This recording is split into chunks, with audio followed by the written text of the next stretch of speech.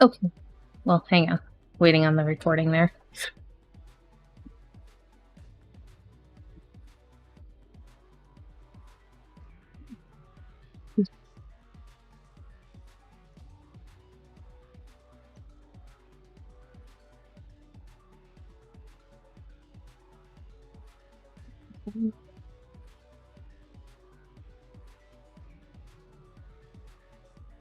Oh.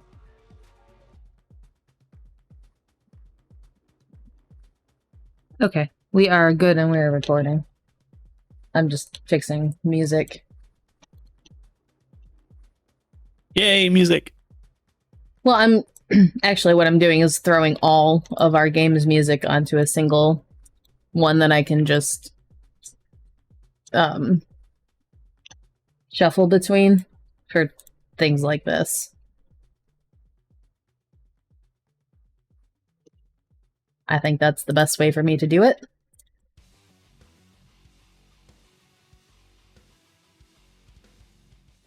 Cool. Yeah, probably not bad. Yeah, we just chatting tonight, guys. All good. Watch tonight be the first night in weeks that we don't have any tech issues. I know, right? Well, it doesn't look like we are good now because music's working, I'm working, your stuff's working, his stuff's working, the other stuff is working. Like, it looks like we're good. Yeah, that's how that will go, probably. Yeah. And if it does start messing up, we have somebody else to blame. Yes. We do. Kraken, you're exempt for tonight. It will be Nexus's fault. Well, I was going to say that the new Nosferatu that has been added. But Nexus is going to be a La Sombra, so it's his fault. It's Cell's fault. Right. But wait, sorry, Nosferatu. Yes, Nosferatu. He will have to appear on stream at some point. Well, Yeah. Once he comes down and stops sleeping with the children. punchy little man. He's so ugly. It's hilarious. It's Yes, but he's- fantastic. I don't mean He's ugly in like a been horrible way. He's just like, it's just ugly. Ugly in a cute way, yeah. Sure. We'll say cute. He fits in the palm of my hand. Yeah, And He's He ba- 2.2 pounds. he baby. Yes. He's 2.2 pounds. It's kind of funny because, like, goes to sleep and his tail curls up in like this little spiral. It's, I love how Makes I it even have worse. renamed all of the animals except Button's dog.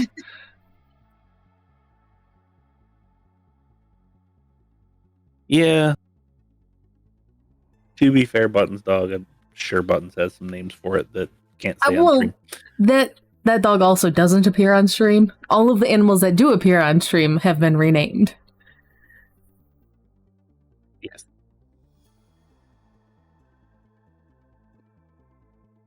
Ow.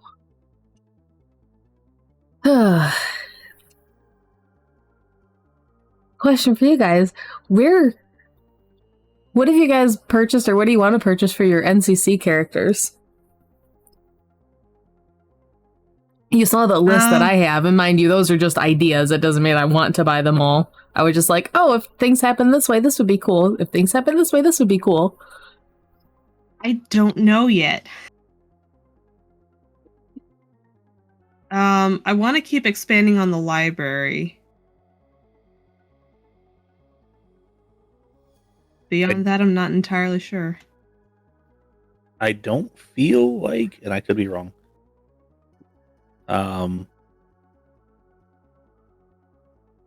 There's any limit to that? So the library isn't a merit like it is in VTM. It's an edge, and it has perks you can buy for the edge. And I think there's 5 of them. Yeah. Who, what, where, when, why, basically. Yeah. Roughly. Not gonna say that there's a limit to that. What does that mean? Means we can get all the perks instead of having to pick or all the. Well, that's how edges work anyway, isn't it? Right, and then you can also actually buy library merits as well. Oh, interesting. So yeah, that's a thing. That's interesting. Because they're basically haven merits at that point.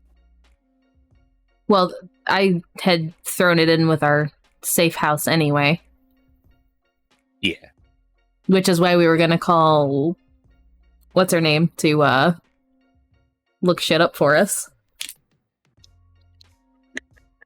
I have her name written down, I just can't remember it.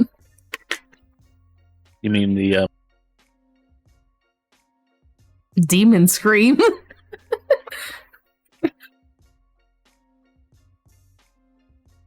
Evelyn. Librarian's name was Evelyn. Yes. Yeah. Trying to figure out what the heck that was. You have a demon. I imagine a child chasing a canine. Or cat. No. They're in two very different corners of the house. Yeah, I showed you guys the contact thing that I printed out, right? I think so, yeah. Yeah, I made a thing for our contacts, because we gonna get a lot of them, I think. Yeah. Well, we will if Gladys keeps doing what she's doing.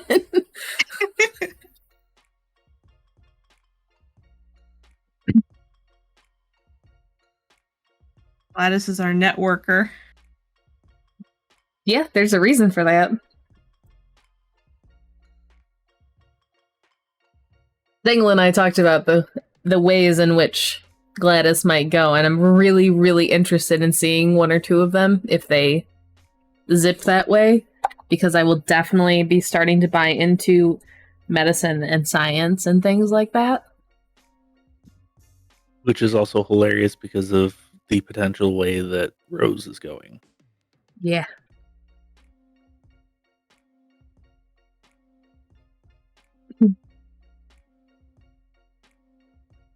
Yep.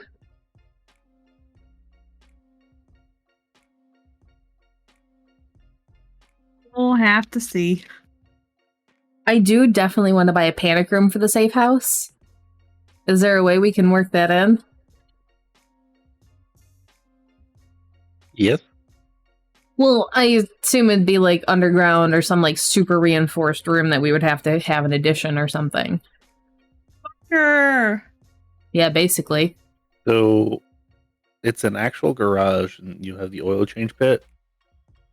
Right, but we're Basically using the oil kinda change like- pit as an oil change pit, aren't we? Right, but kind of like how Tori has hers, there can also be one for you guys. Okay. So here's the thing. The fun explanation of it is that it's basically, it says that you can use it as a panic room and you can like add on to it to make it more secure and harder to break into. You can also use it as a cell.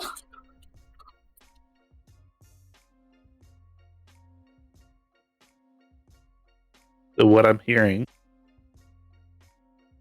is Faye just has a cell in her basement 100% of the time. Yes. For different reasons.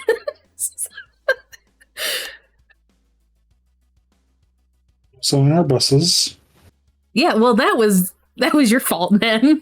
Which is why it got me thinking of that one.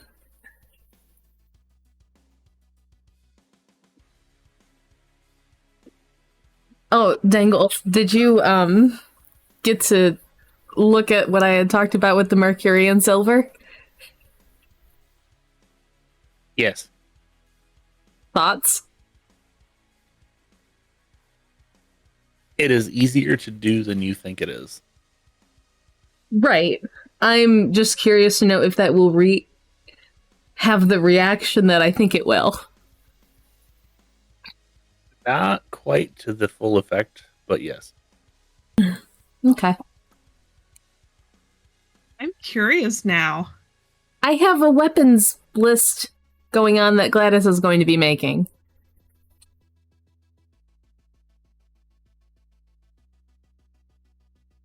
It's I will be Hikata. joined by. Yes, I will be joined by every single one except for the Nosferatu.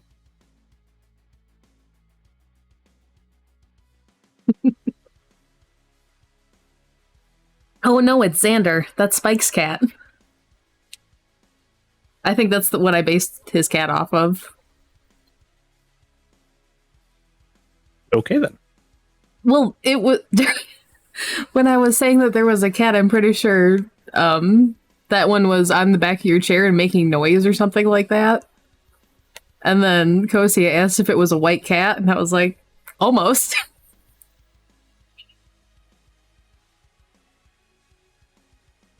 So yeah, that is what Spike's cat is based off of. Big fluffy boy. Makes such an interesting coterie. A Hakata, La Sombra, Nosferatu, and then, I don't know, a thin blood potato. And then we have to remember about the other one. My other one, my orange one. Yeah, that's Gangrel.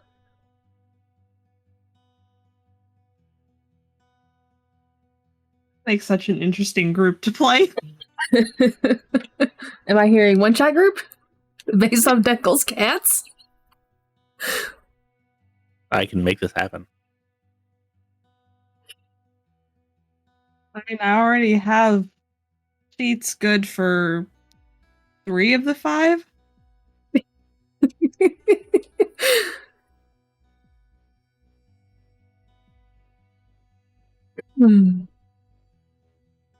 That's hilarious.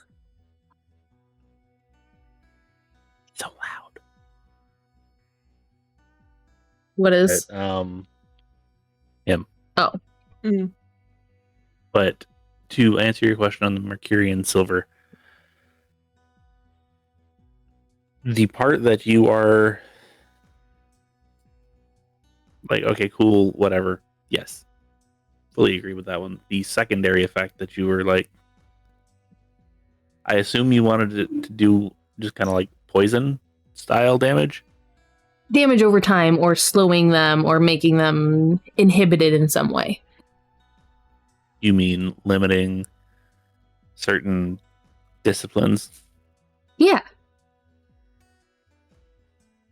Well, so the rules, at least for W20, were if they carry silver, something about one of their something about one of their abilities gets knocked down by the amount of silver that they have on them.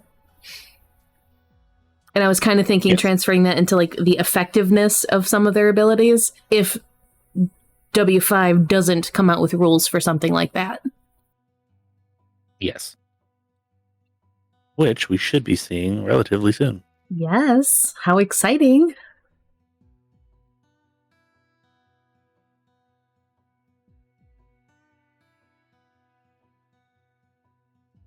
Definitely excited to see more werewolves. And then I can use them and have them be somewhat balanced. Yeah. Yeah. Nope. Those good times. Because there is plenty of them in Detroit, too.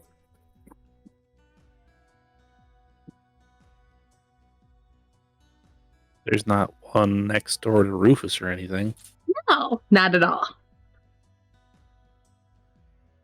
And werewolves in Detroit. He didn't sit with one in a vehicle of his at all, either.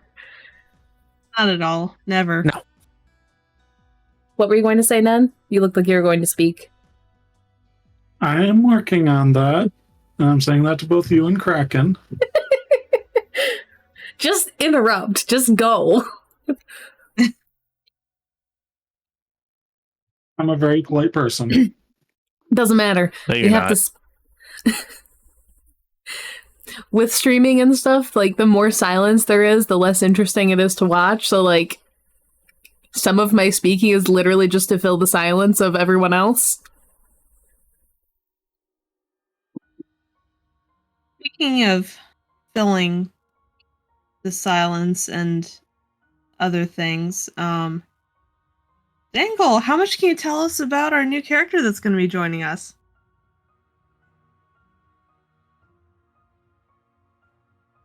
Their name's Dell. Well, I mean, Nexus could pop on whenever they want to join us in just chatting. They absolutely could. I want to grill them about their character, just like I got to grill everyone else about theirs.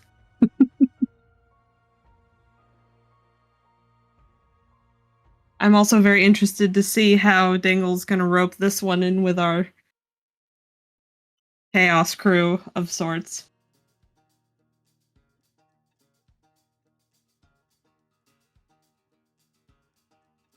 Looks like they are going to be popping in when they are done with their current game. Would be nice. Twould be nice. He's too fast for me. Apparently, he has celerity too. I find it that's a thought. I also find it hilarious that they're watching us while playing a different game. I don't know. I'm talking about the cat. Oh. Still, Has celerity. the thought of a Lasombra with celerity is terrifying. No, I believe Dell has Oblivion and Fortitude. I know it Nexus for now. had talked to me about learning some animalism from or Protean, I think, from Tori, but maybe it was animalism.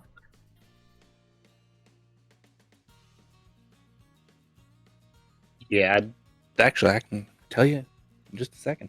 Because I, like I said to everyone here, like, Tori has zero concerns about teaching out-of-clan abilities to anyone.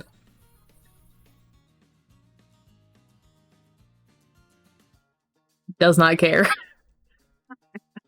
But as much as I would absolutely love for Tori to learn Oblivion, out of respect for Small, she will never learn it. Because he does not want her to. Or wouldn't teach her. Because Oblivion's pretty fucked. I haven't read the official thing for it. Yeah, it's pretty bad. Especially in our version of it. Because we have changed it a little bit for meshing with Call of Cthulhu. Remember? Then. Well, we talked about this, or at least Angle and I did. It's a little bit of some old ones popping in there with Oblivion.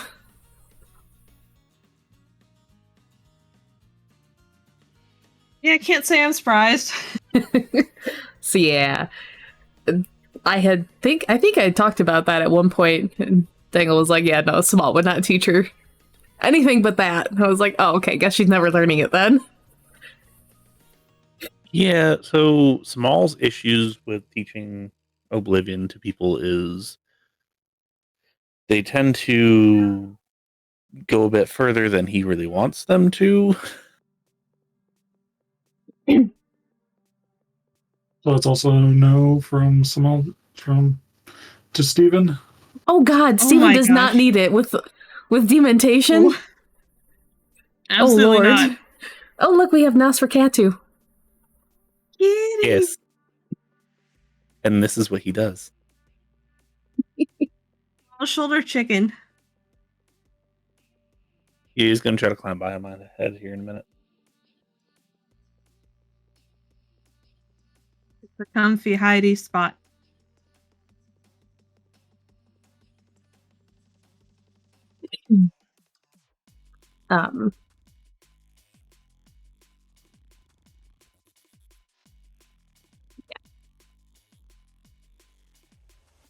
So, Dangle, on Rufus's sheet, you can mark that he has access to the one dot. Since we're just kind of hand-waving the end result of this one shot, even if we play it later. Okay. Yes, for those of you that are curious, his name's actually technically Archie. That's what my wife said, but Nosferatu. Yeah, it's Nas or Nosferatu.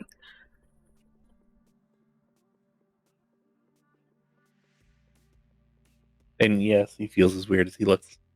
Yeah. Cute.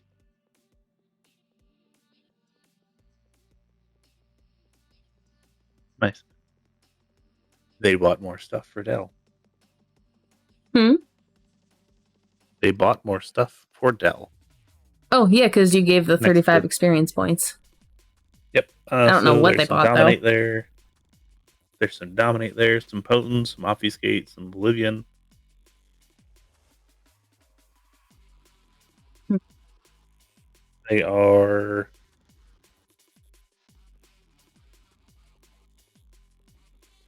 pretty heavy on the prototypical Lasombra, Fair enough. which isn't necessarily the worst thing in the world. And it seems that we have 3 baggers. That I knew. Well, no, right now it's 4. Because, Haley's a bagger. Technically 4 right now. A bagger coterie. And yes, Tori, she's going to probably start bringing 2 thermoses with her.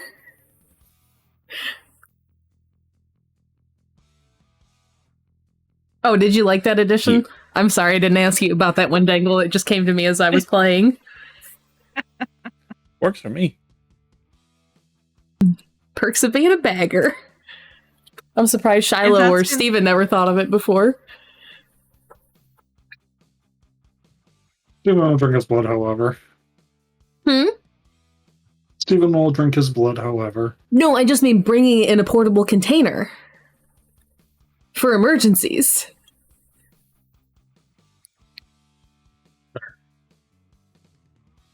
That's a fair point.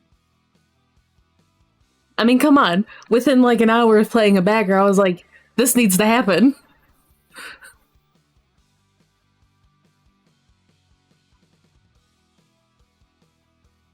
I told you I was playing some like Gen Z-esque Californian who just rocking up with sunglasses and like a thermos or something. I did it. That you did. This Saturday is going to be real interesting. I am so incredibly interested to see how Dell is going to get along with the rest of the group plus Haley.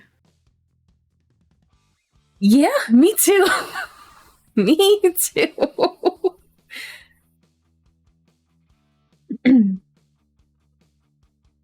Oh man. This will be interesting. Oh, I wanted to ask Dangle for Haley. Can I buy a specialty in silenced weapons? Like silenced guns? Yes. Yes. Because I have 3 experience. And assuming that they get one from Samal or whatever.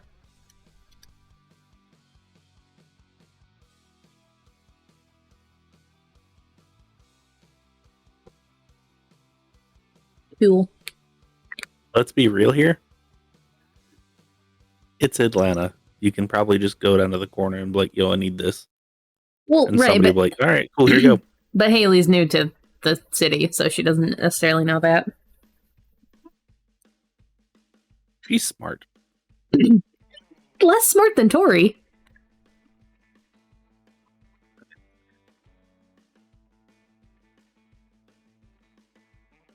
And again, has only been in Atlanta, what, like a week?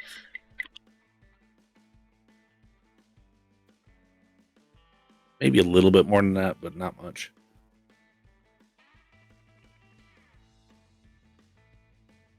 Yes, hello, Zeva. Your shoulder chicken looks very comfortable there, Dangle. I know. Come here, baby. Come here, Yes, Zev. his claws are in my back, but they're not very big, so it doesn't hurt. Yet. Can you sit?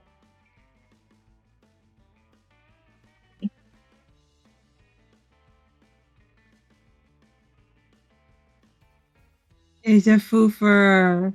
Nova. Luffy girl. Yes.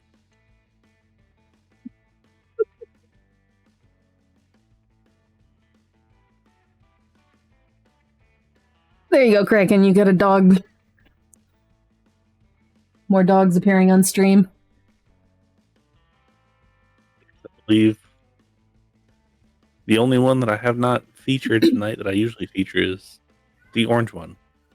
Yeah. Did we get Hikata? I mean, not Hikata. Yes. Fluff Sombra? No, she usually hides.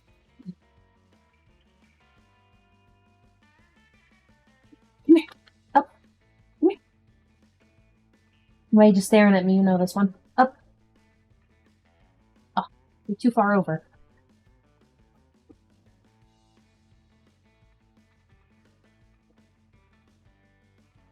That's fine. Potato Cat was here earlier. She was actually on my lap, but she laid down.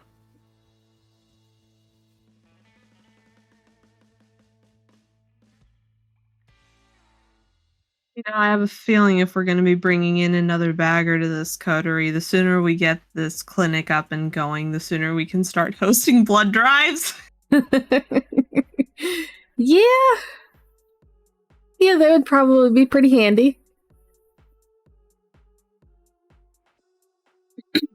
I know, Haley has... I chose Contact, I think. Yeah. Well, Black Market Streetwise is what I chose for her.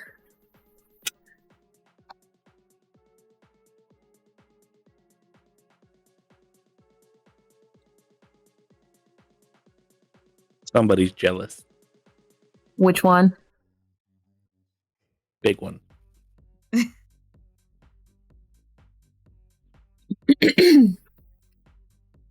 And is determined to be as disruptive as physically possible. I don't know, Della and Shiloh might get along. And I'm hoping they do. I would love for them to get along.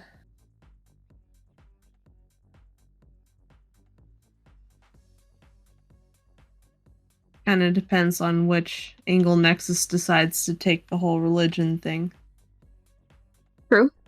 True. I'm trying to talk Nexus into also joining the Detroit game. You guys gotta help me with that. Nexus joined the Detroit game.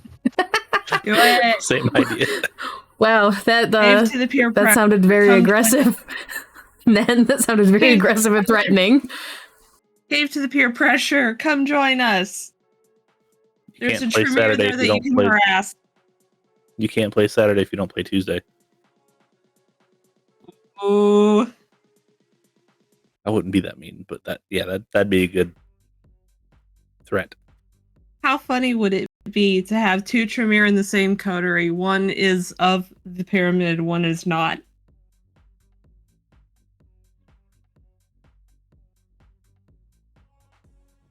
Don't make me have to shoot somebody.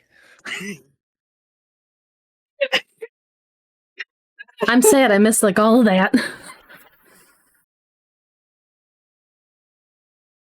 Or I in an attempt to lure Nexus to the Detroit game, I mentioned how there was a Tremere in the coterie that he could harass, and because I know they like Tremere, and so then I said to Dangle, how funny would it be to have two Tremere in the same coterie? One is of the pyramid, one is not. And then Dangle said, "Don't make me shoot someone."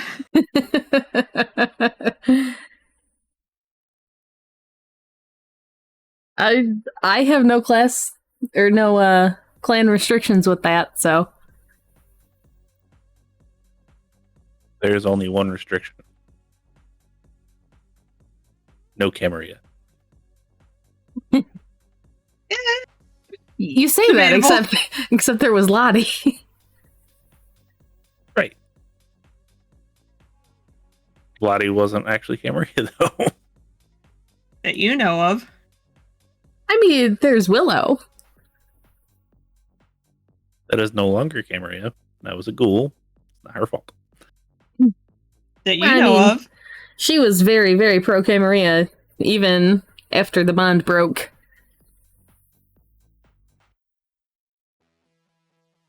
Is I she mean, more? that's fine. Is she more pro Camarilla now that she's kind of mad at her sister? She was always pretty for it. I mean, she was raised in that kind of lifestyle anyway. Some of it does have to go against with what Lottie has done, but 2 degrees. The recent stuff Lottie has done has sparked some of it, but the overall like long-term thing Lottie has chosen has really what kind of started that. Because as you guys heard in Lottie's solo game, Lottie has made the choices for the pair of them and not given Willow a choice.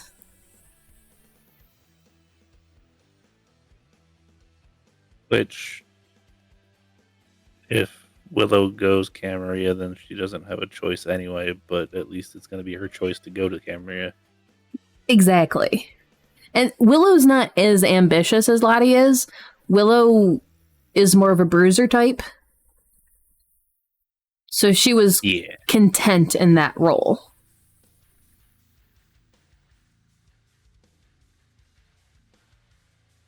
Makes sense. She knew what she needed to do. She knew what her expectations were, and she knew she could meet those expectations. That's comfortable.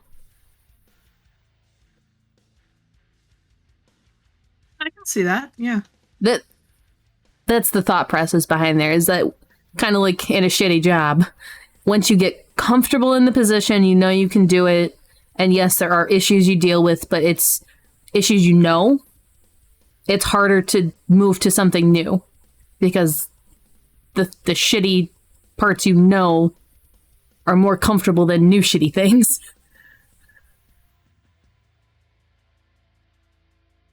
Hey Willow, let me talk to you real quick.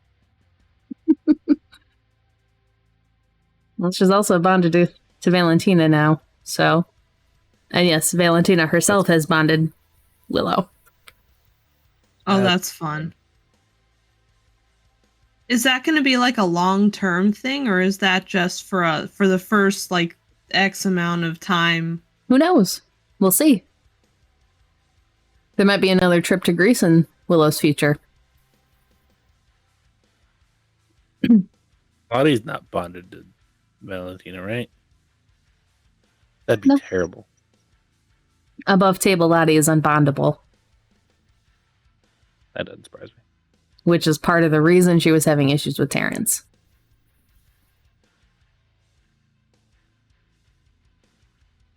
Makes sense. And also why Willow is being used as a spy for Lottie.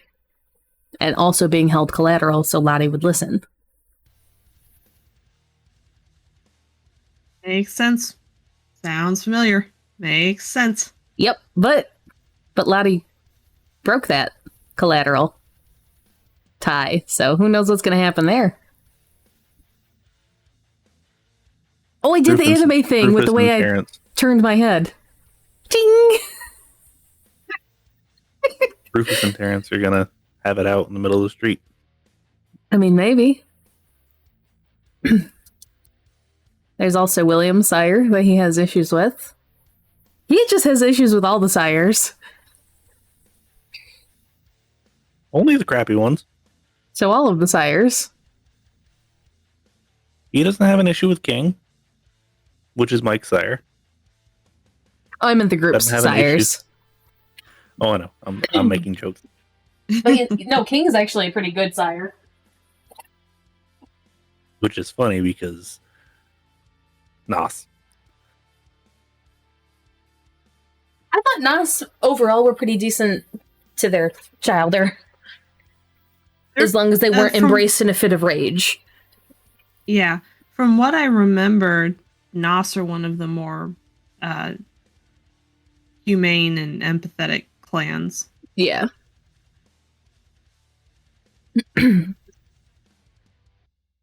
Probably has something to do with the fact that, well, they're walking violations. Yeah. And as such, let's not get in trouble. Yeah. Yeah, probably. So Mike's thing is actually kind of sad. There was a reason he was embraced. But he and King were very, very close in their mortal lives.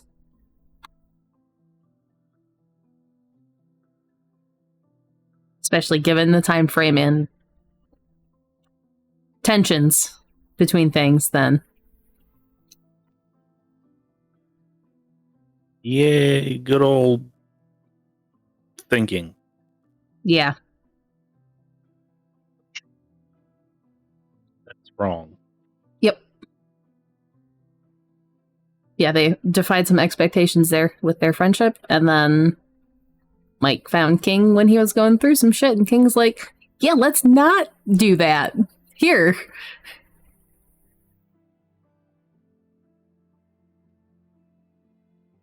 Yeah.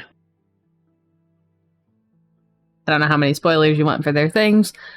Mike and King's thing there isn't like a massive plot thread or anything like that.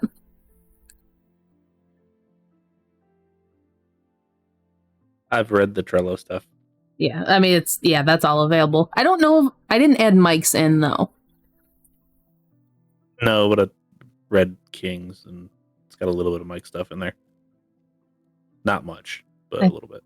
What was in there? Just that they were friends, and he embraced him for a reason, I think, right?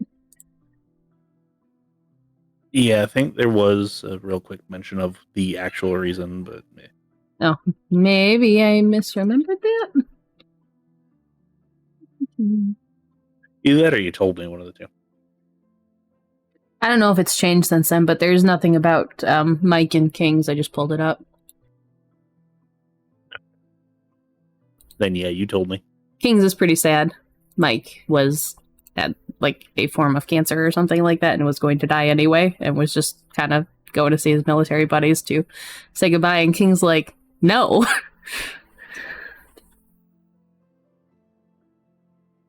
No, buddy, let's do this. Yeah, pretty much. But yeah, that thread isn't a big spoiler or plot thread in the game or anything like that. That will just be found out in game if you delve deeply enough.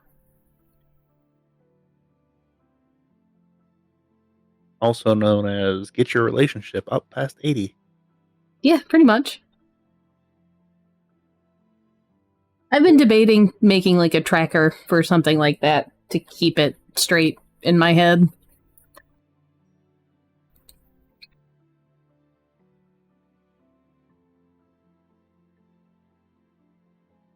Like one for each individual member and then like a coterie one.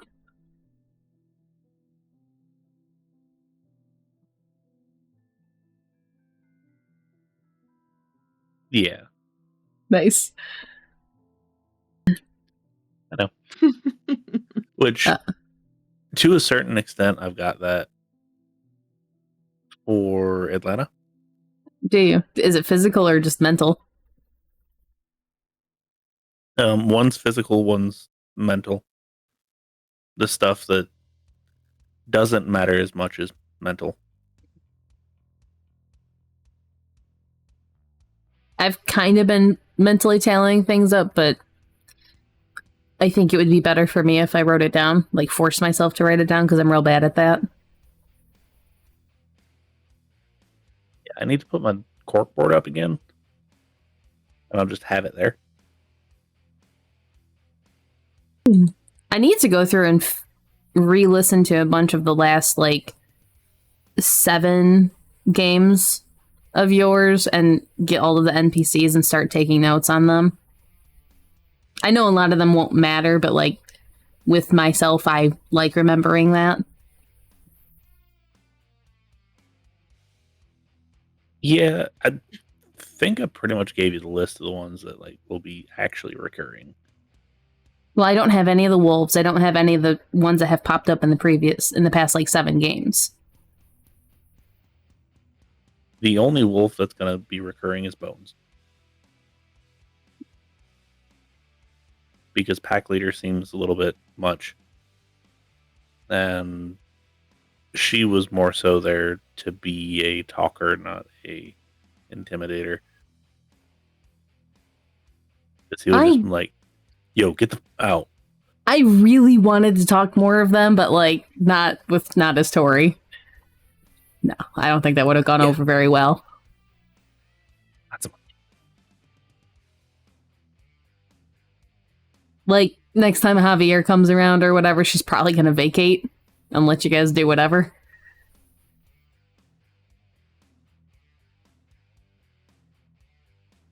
Are you warming him with your beard? No, it was just hurting back of my neck. He's actually very, very warm right now. He just needs to lay down. But yeah, Tori's probably going to start avoiding Javier after what she learned last time she spoke with him. That's fine. As much as I want more premonitions from Javier, I don't think it's going to go over well.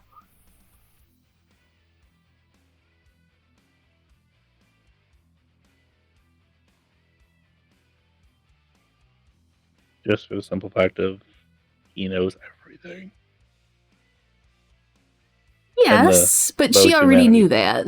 But the humanity plus the potential other things that she will do until between then and now.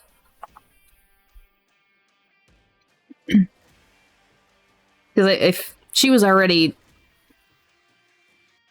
She was iffy the first time he delved into her head. She was even more hesitant the second time, and the third time, I don't think she's going to be okay with it.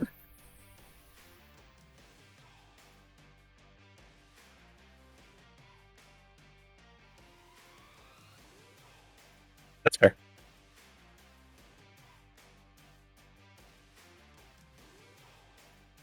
Especially since, honestly, if you guys allow it another time, I'd be surprised as a whole. Because we already know that Shiloh had issues.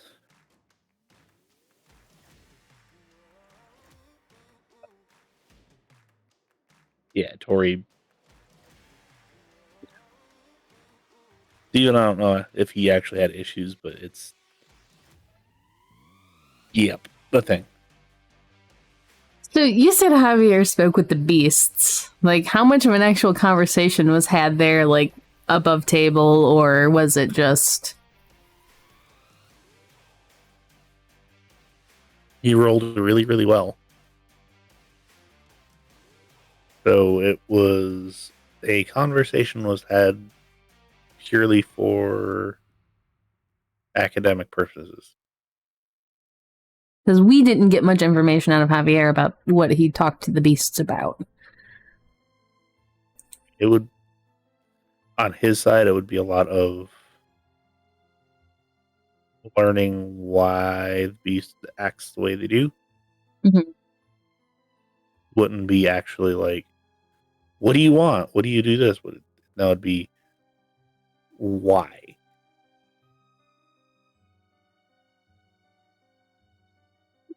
Why are you so destructive? Okay. Why are you so hungry? Why are you this? Why are you that? Interesting. Did he get answers that will change anything? Whether it be his viewpoint, other viewpoints, the way he looks at it, thinks about it?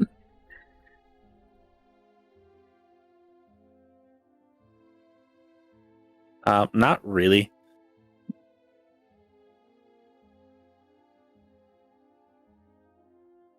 He does, however, like to compare beasts.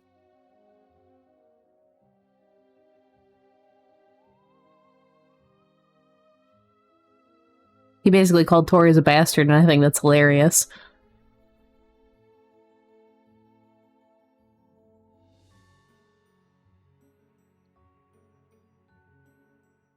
So, in my eyes, each beast, regardless of where it starts from, kind of mimics the personality of the sire to a certain extent. Of the sire. Makes sense. Okay. Even if you're a thin blood that goes gangrel. No, I agree with I think I would view it as the original clan's disposition, not necessarily Sire's for myself, but I agree with that because it would be similar to that viewpoint. Right. The reason why I say sire is because the sire still has the clan's disposition. Right. That's why I said it would be similar enough. Right. The viewpoints of the sire with the clan's disposition. So I 100% made some shit up in my head for Charles. Okay, considering I didn't even give you a name for him, that's fantastic. Yeah. As far as like a general idea of what he would honestly probably be like.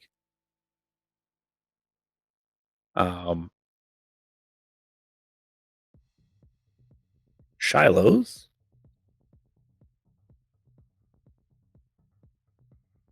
maybe you'll eventually see what Javier saw. Oh, if you Because keep going what Shiloh past... sees and what everybody has seen so far is not true to form. What does that mean? Sabat's still going to be Sabat, Mm-hmm. just not to the full extent of Sabat. Unless if they make a complete reform like, I don't know, Tori or Samal. Or even Winnie. I don't know if I would call Tori as a complete reform. She's definitely falling back into Sabat habits recently. Fair. But as far as like Small and Winnie, those two specifically definitely have let that ideology go.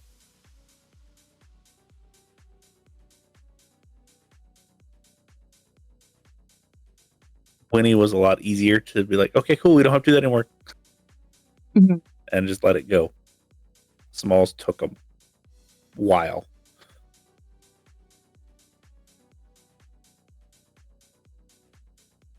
Darian. There's things there that, yeah.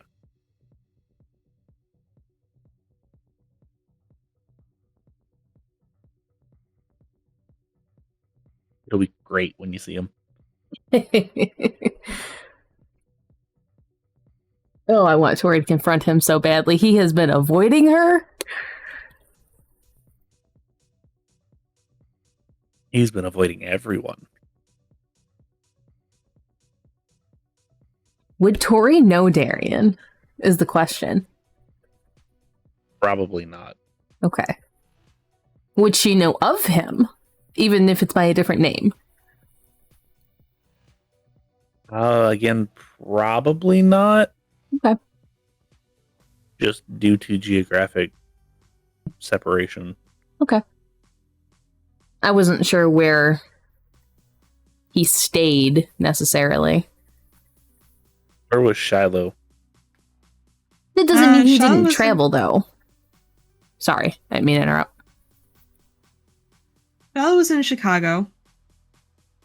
So, like the Midwest. And he'd probably stay like Ohio, Pennsylvania border west to like the western border of like Minnesota or Wisconsin. Probably go too much past that big area. Just yeah. Okay. And probably wouldn't have went like south of like Kentucky. Fair enough. Because Shiloh did a lot of work in all of that area. Interesting. He might have been following her for a while. I figured he would. I know this. I know the Salubri in particular do not embrace lightly. I figured he would have been keeping an eye on her for several years at least. It's so actually ugly cute. They're squishy. I want to just squish them.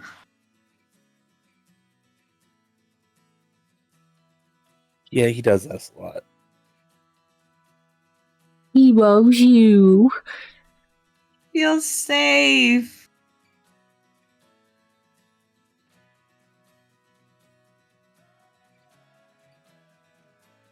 I will be back in a moment and taking my headphones out. Yeah.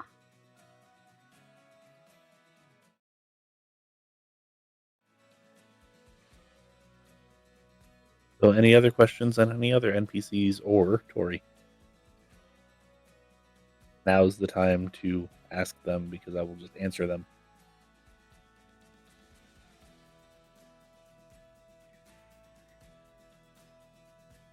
Going once. Once Gregor going to mess with Tori again.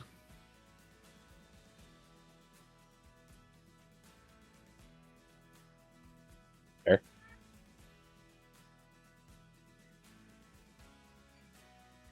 Not gonna lie, Gregor, the whole resolution to the whole Gregor issue is probably going to be one of the last things that we do.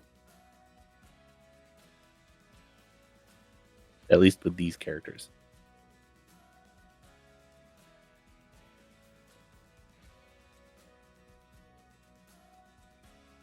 Let's see here. We have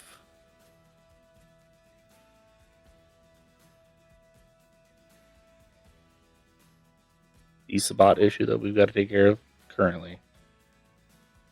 We've got to finish routing the Camarilla out of the city. There is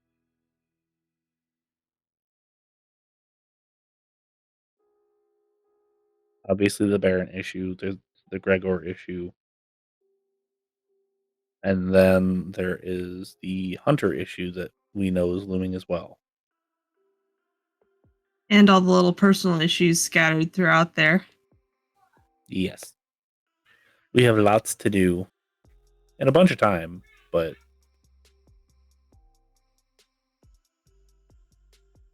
We're just listing out issues that we know we have. yes.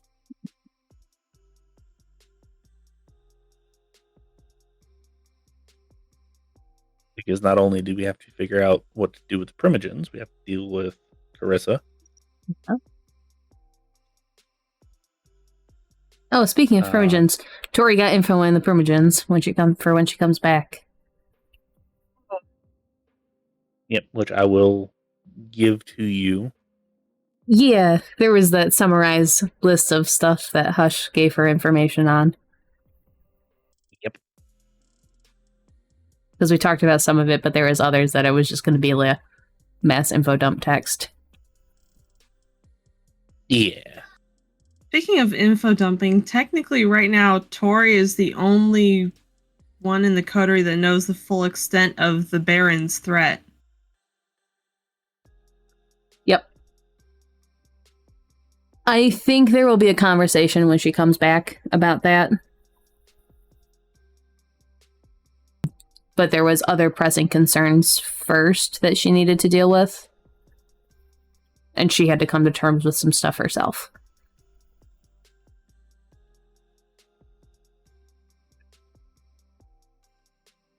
Interesting to see what happens when she gets back. I wonder how the coterie is going to react to her keeping that secret.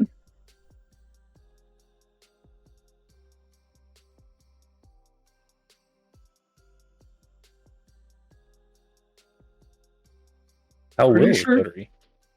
Tori already told the coterie that Cyril was keeping something in the basement and got out. No.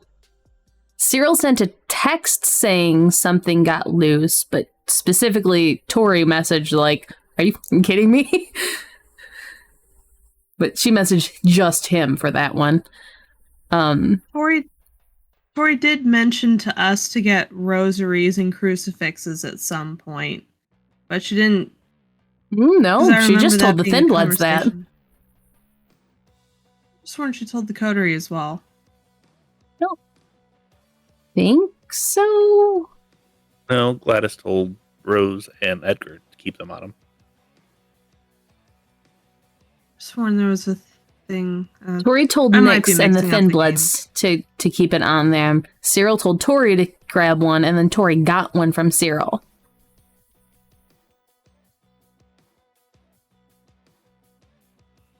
No, she didn't say anything about it to the coterie. So yeah. We can't see it because you're all blurred out in your background. Like, even you're, like, half blurry the way it catches. Yeah, it's been doing that with this new wider angle camera. I should probably just like. Because there's also, whatever that one thing is off to the side, it doesn't blur it out. Yeah, it's my camera's been that over there. That's literally just a towel hanging on a chair. So there is a thing called NVIDIA Broadcast. That blur background is so much better than Discord's. And you can set your Discord to catch that camera. It also has a green screen option. I will have to check that out. It will put a green screen behind you. Just don't do something weird, please, because we need to keep things mostly neutral. Yeah, absolutely.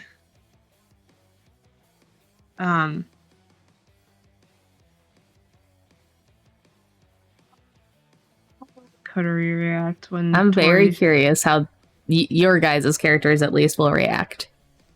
I guess it really depends on what Tori says. Because if she says, yeah, me and Cyril have been conspiring to keep this person locked away in a cage, operating under the fear that they might do something, yeah, Shiloh's not going to take that well. But if they say, hey, we've had this threat under lock and key and now it's not there, she's going to be like, oh, okay.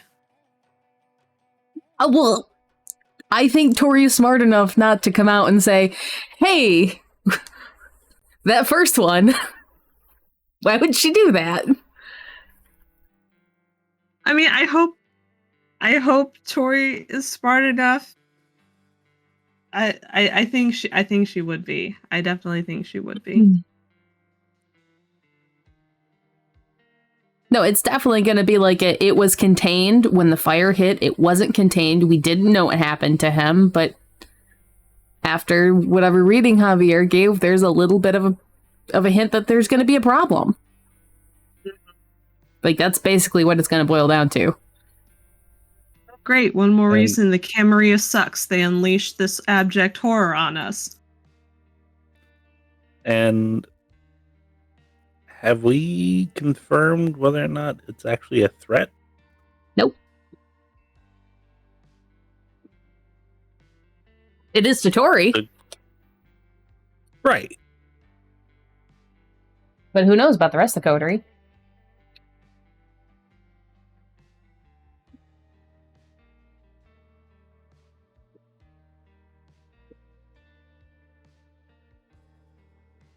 Oh, maybe the bleeding heart empath will fuck around and find out.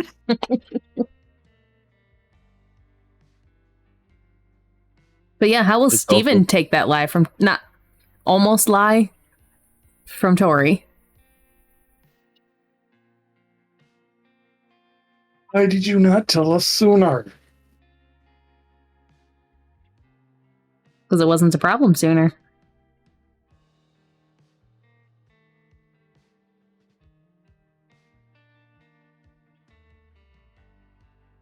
Kind of a difference between stealing a cop car and not saying anything about it, and this thing was under lock and key until this happened.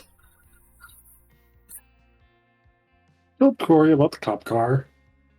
But you didn't take care of it like they assumed you were going to.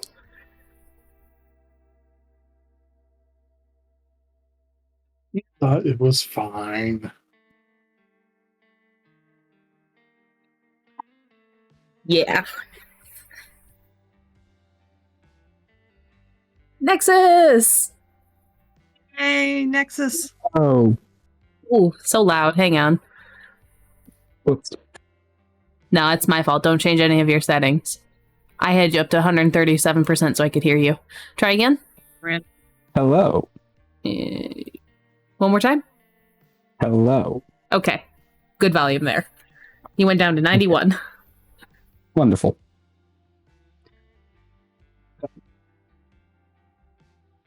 Yeah, no, I called it early on that game because it was just going to be me waiting 45 minutes to do something because we have a party split. Oh, great. Yeah, I know that feeling. No. We don't know that feeling at all. Somehow, that's one of the only things I don't miss from D&D. And hilariously, I was very rarely the problem, even though I played a wizard. I don't think I've ever played a wizard in Oh, I love actual them. D&D. I love them so much. My favorite played- class. I've played every other, spellcaster, not wizard. Let's see. I've played a handful of their subclasses, not every single one. But, yeah.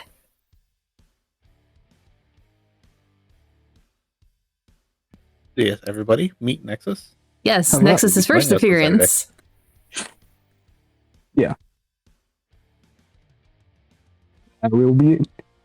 I'm gonna switch around my schedules with the other games because that system that I was showing you all, that cluster mess of a system, that was the game I was just in.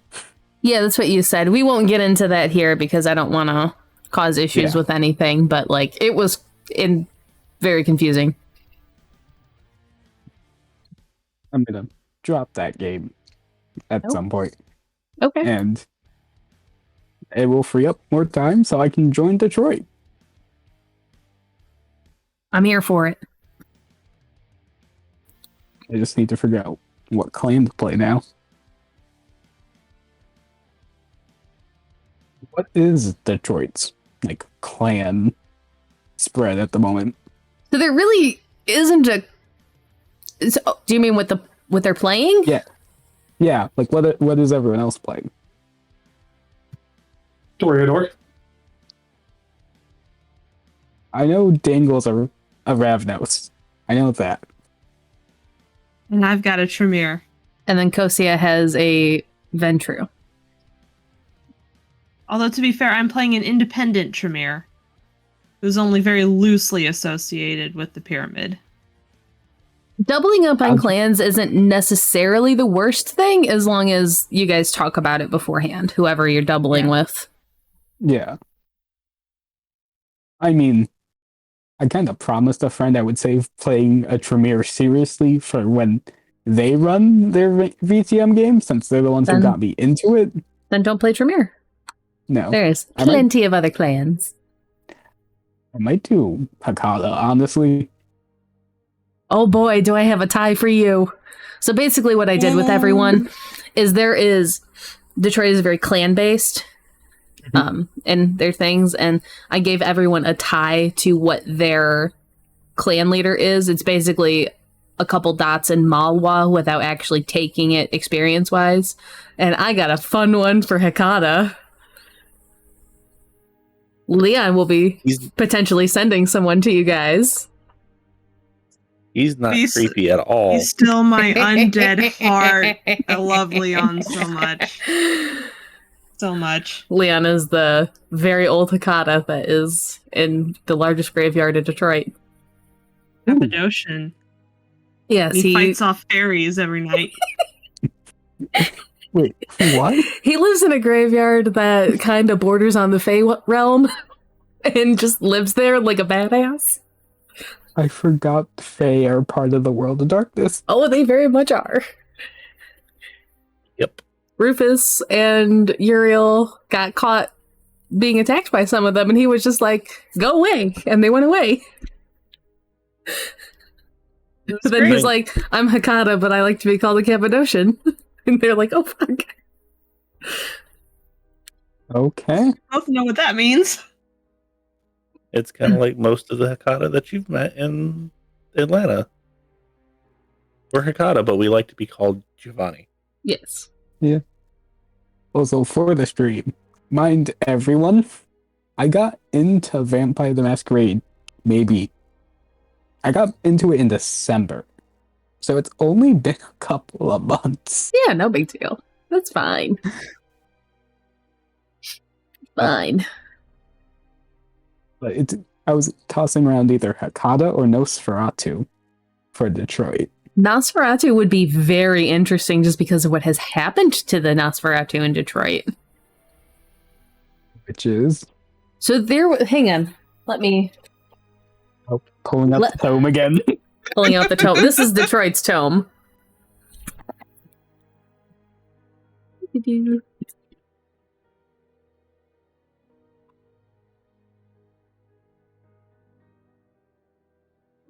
Oh my god, where's Nosferatu? There we go. Not many left. Oh.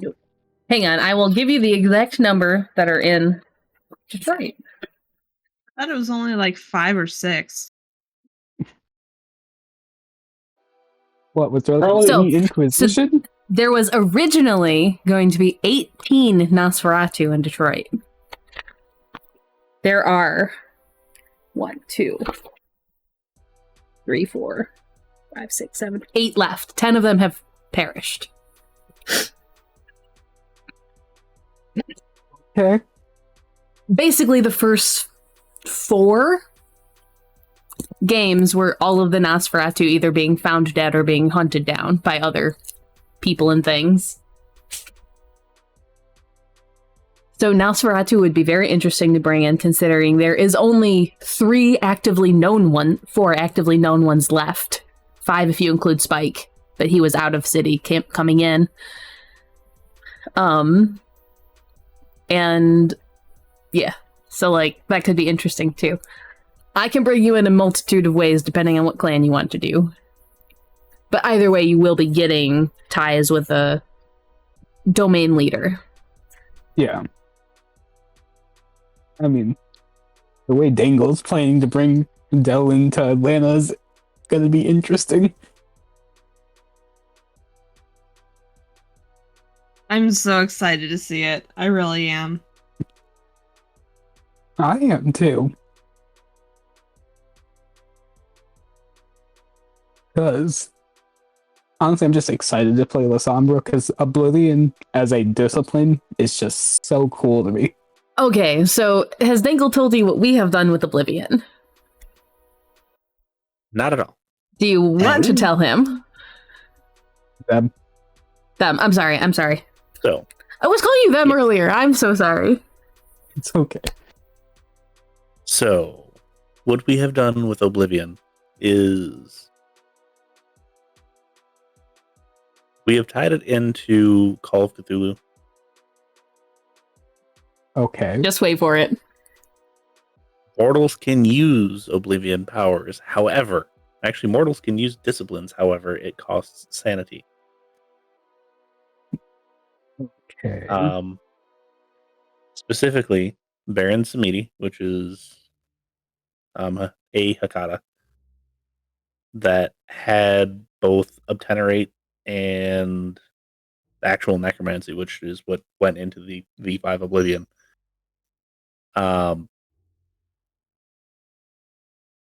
Was kind of like the gatekeeper and like tome master of that for the longest time. And our Call of Cthulhu game may or may not have like uncovered that. And as such, it can do some weird stuff. All we got to do is talk about it. And Okay. there are rituals too. So, And like it kind of touches onto the old and elder things. Oh, yes. This is going to be even more fun than I originally thought. yeah. We have created a sanity mechanic for our hunter game as well that didn't originally come into it. It's basically the way what was it? It kind of like a humanity system. Yep. And it's how they get it edge as well. So we've changed up Hunter a little bit to fit it, but it's so much fun to play. And right now, I believe... No, actually, you've spent your edge die from last game. Yeah, we traded it for information. Yep. However, this coming one is going to be great. Oh boy. But yeah, Oblivion touches on Cthulhu-esque things. Honestly, Yes. that makes a lot of sense. Like Arms of Aramin, shadowy tendrils. Yeah, that's exactly where I was thinking. That I feel doesn't like- sound exactly like something else. I feel like the Hekata version of it still touches on the what does World of Darkness call it? The Veil? Yes. So Hekata probably still pull from the Veil, but maybe not so much La Sombra. And others who use it. Yeah, the obteneration side of it. Yes. Necromancy is still necromancy, which is kind of pseudo mage stuff. Which is still 100% its own thing. So, like Ashes to Ashes, or Where the Veil Thins, or the Plague one. I don't remember what it is. Yeah. Those are all like necromancy. They're necromancy. The Shadow Cloak, the Arms, the Touch of Oblivion, the Eyes of Oblivion. All of that stuff bounces more off of the Cthulhu-esque stuff. Which And that's then why. Oh, I'm sorry. if any of you have a ritual that you would like to make, whether it be blood sorcery or Oblivion, let me know and we'll figure something out. There is actually something to talk about for Buttons game with blood sorcery. So with Anna, I picked Word Scarred. And she knows some blood sorcery, so I was going to have that come about via some crazy connection with blood sorcery and the mythos. If we can tie it into something like that.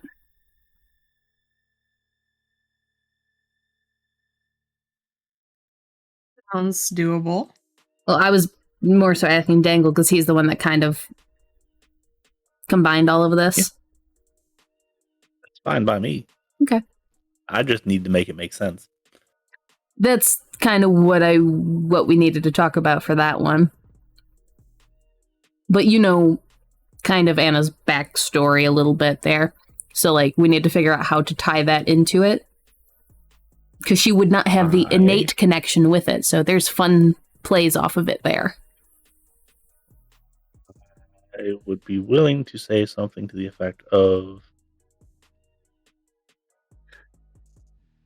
I don't know the exact like blood sorcery stuff that you've taken, nor do I necessarily want to know. But I would say that it would be close proximity and being the target of in a place of power or something very similar, and it worked weird. That good for you, Buttons? Okay. Okay, this is a question I'm curious about now because I know I talked to Faye about this, but I have 2 dots in technology for the ever slight chance I'm ever going to actually need to pick it up, and I need to know if I have the highest technology in the coterie. I think he does. What's Steven's Now? tech? I think so. 1. Yeah. The La Sombra has the highest technology. But they need to make it 2 plus Clanbane to even use tech, so that kind of makes sense. Yeah. It's absolutely hysterical to me, though. I mean, Dell is like a kid in their 20s. So, like, technology borderline is how the only way he knew how to function. Up Oh, for until sure. getting embraced. It definitely makes sense for the baby to know technology stuff. 100%. I just find it hysterical that the Lasombra has the best technology of the coterie. That's just innately funny to me. Yeah, now that Danny's gone, it's absolutely 100% true and absolutely 100% hilarious. Oh, who's your tech person? Oh, it's the Lasombra. What? Yeah, it works about half the time. The other half, we don't have to worry about it anymore. So either way, we don't worry. Samoa will get a break from having to destroy every piece of tech you guys need him to destroy. I know.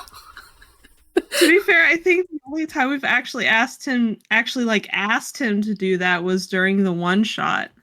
No, Tori's handed him a phone.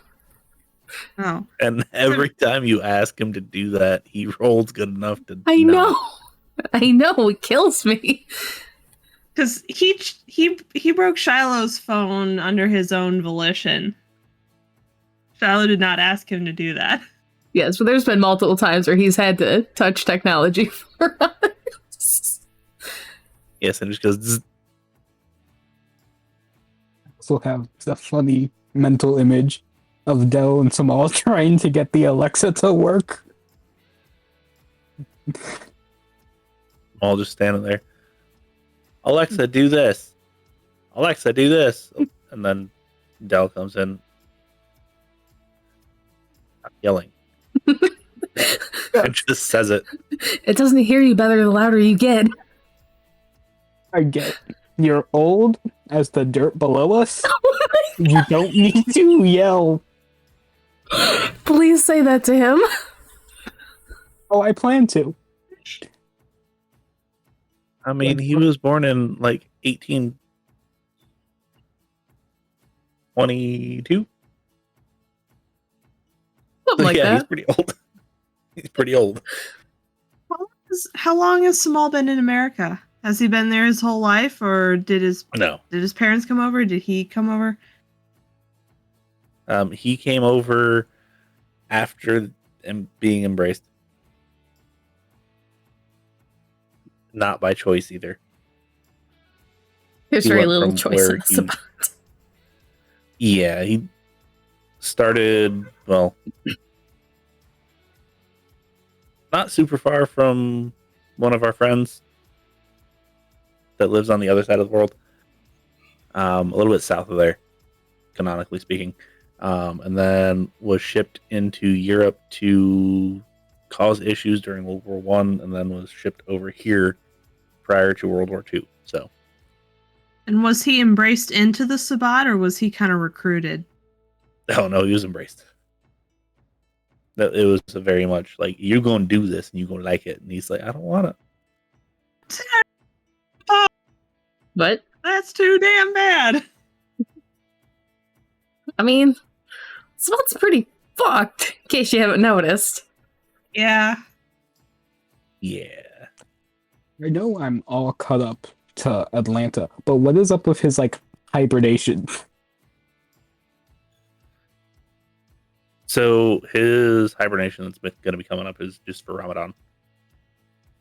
Oh. Yeah. Okay. Because he can't actually fast for that long. Oh. Yeah, so he just voluntarily goes into torpor during the month. That's it with him. Okay.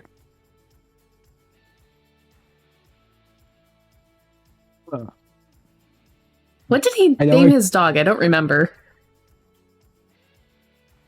What did he name his dog? Yeah. I haven't come up with a name.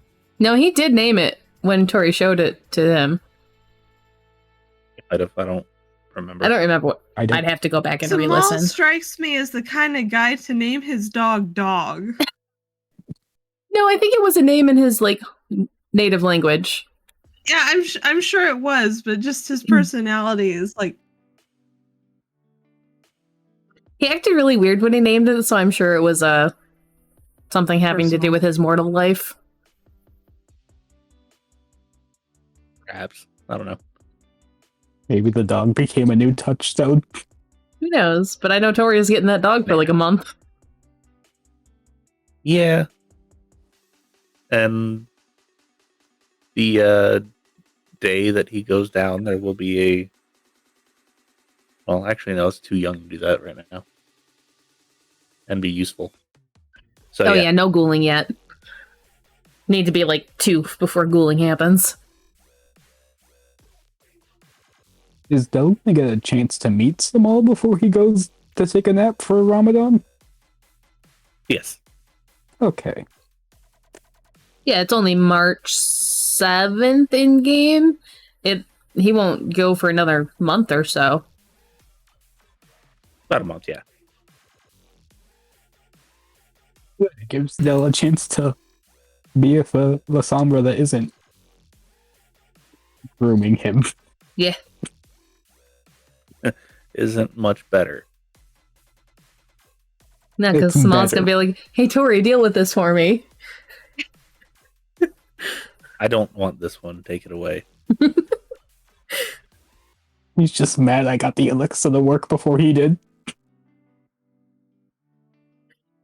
mean, to be fair, probably. Tori, this one called me old. You deal with him. But you are old, I know. But What happened to not telling Tori? I mean, if what I have planned for Del happens, there is no not telling Tori. Oh yes. This will be Okay. fun. Del and Haley are gonna get along so well. It's gonna be great. There has been plotting.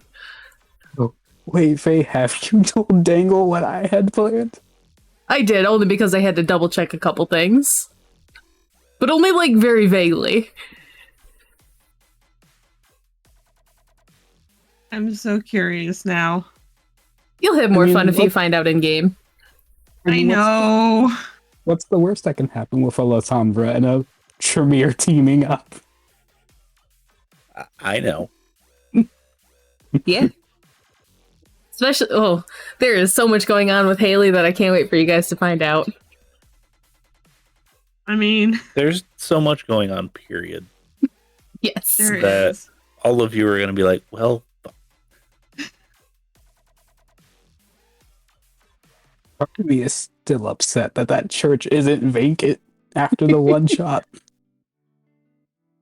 no. We're not done yet. But that one There's wasn't gonna in be the more. sprawl though. It was like outside of the city. Oh, okay. I'm gonna need to keep like a visual map up for myself to actually to know where we are. We have one. We have, yeah. I'll find it. You can continue talking while I find it. It's gonna be So- fun when things get personal. Yep. So how it is kind of laid out is it's split into 5 sections, which can go into more. The upper 2 sections, the one on the western side of the city is Johnny. The one on the eastern side is Cyril, but he's only got the bottom half now because the top half is to the werewolves. Then the southwest side of the city is Dante, which is our other gangrel. And then south central is Tori and the sprawl. It's very long, it's very narrow. And then the east side used to be the Ventru that went into the tunnel and perished.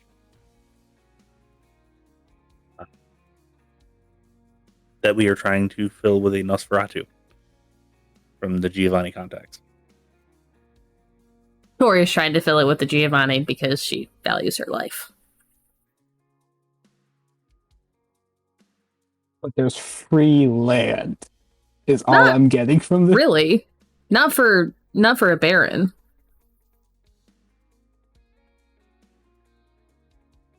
Because With enough. I'm assuming when Tori comes back is when they're going to be doing another election-ish thing. Shortly thereafter, yeah. Or even while she's gone because they know who she's voting for. It'll be shortly thereafter.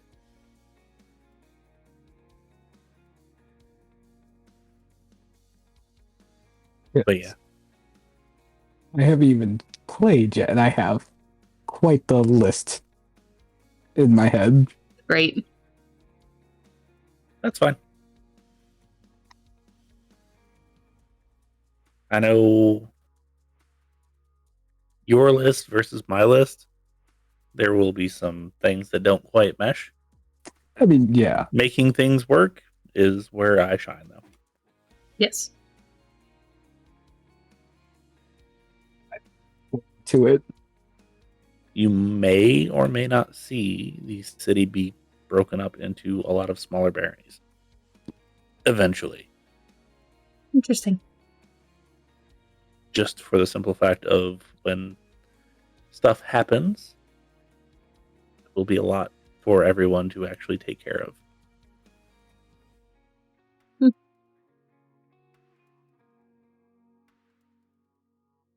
I'm excited to see it all unfold. So will Atlanta becoming semi-independent then? Because that sounds like a combination of independent and anarch. No, by a lot. I mean, basically take the top half of the sprawl, split it, and then the area just technically outside of downtown, and give that to someone else, and then the top half of Johnny's split it off to something else. Vix is small enough that he's good. Cyril's, because the werewolves have theirs, he's good. Interesting. And Tori's on the bottom half of the sprawl, I think, right? It's pretty centrally located, but I think it's technically on the southern half, yeah. Okay. Yeah, I know I specifically had her look for a place that was centered. Yeah. I think the bar is southern half. Beth is in the northern half, though. Yes. Yes, Beth is the only coterie member that actually lives in the sprawl. Yep. That might be changing. Technically speaking, Steven's going to be come Thursday. Yeah. Fair enough. Because Leo. That's true. So then at that point, Shiloh's going to be the only one that doesn't live in the sprawl. Yeah? Atlanta is significantly cheaper than Massachusetts. And moving into a crappy part of it too, even better. We kind of hand wave money a little bit here. A little bit. Yeah, a little bit. Yeah. Like, I'm just talking logistically of like, that is how Dell's looking at it. Because I know Dangle gave me the number of it's like 40% cheaper to live in Atlanta than it is in Massachusetts. Yeah, it's considerably cheaper. So I don't know how Dangle uses the resources dots, but I'm using them as basically like that is it's accumulated, but it's also for larger purchases you just kind of pay with a resource dot and you can buy more, you can gain them back in other ways if you do things in game. That's kinda. So how I'm doing it is your dots are your month-to-month resources of how much you can actually afford. One dot you can afford $1,000 rent, and if you need to make a car payment, you can make a car payment and gas and insurance to technically be legal. 2 dot you can do 1,500, 3 dot like 2,000. When it goes to 4 dots, it kind of gets stupid at that point.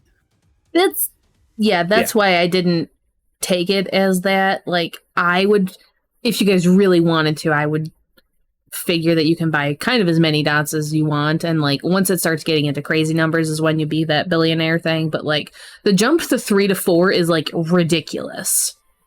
That's venture level money.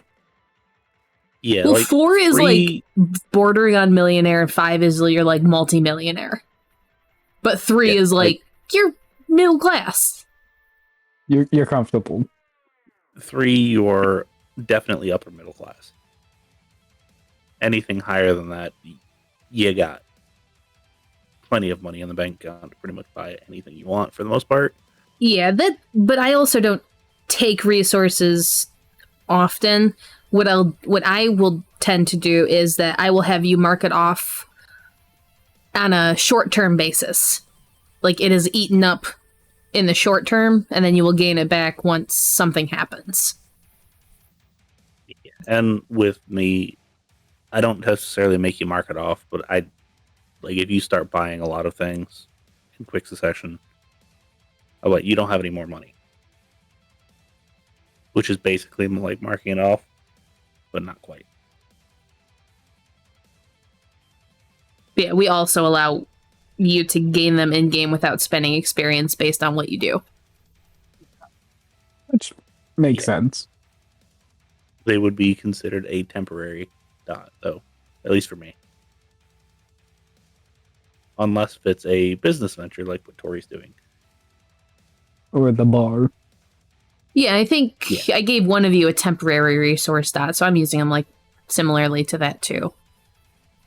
I forgot who I gave it to, but someone has a temporary dot. I don't remember. Probably the Ventru.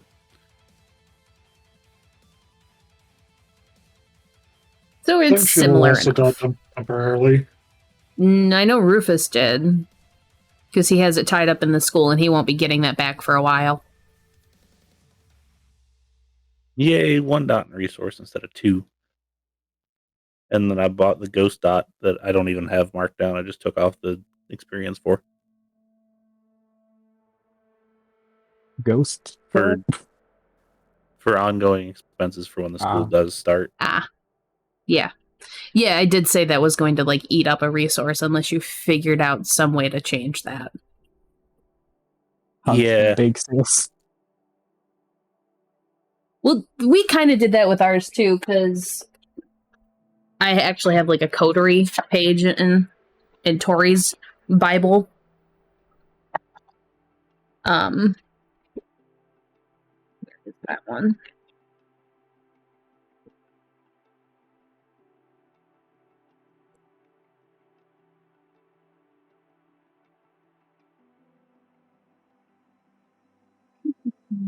It's somewhere here.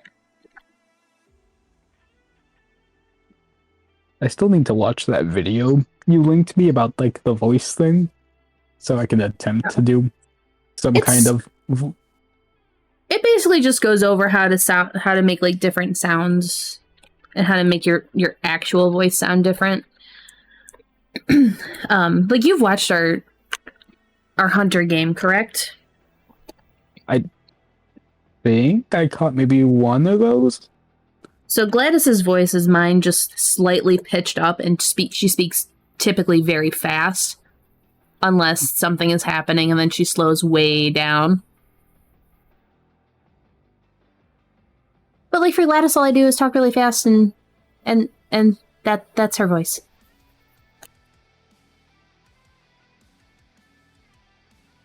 The only voices I'm good at making is loud screeches when I want to mess with my sister. But it's not even You noises. Yeah. It's the tone, it's intonation, Tori doesn't have an accent or anything like that. All I do is lower the register of the voice and talk in the throat, and she sounds really gravelly. And a lot of it is also cadence. Because, like, with my normal voice, I just kind of sound like this. I don't change it much for Rufus, but I do change cadence quite a bit. It's much more deliberate.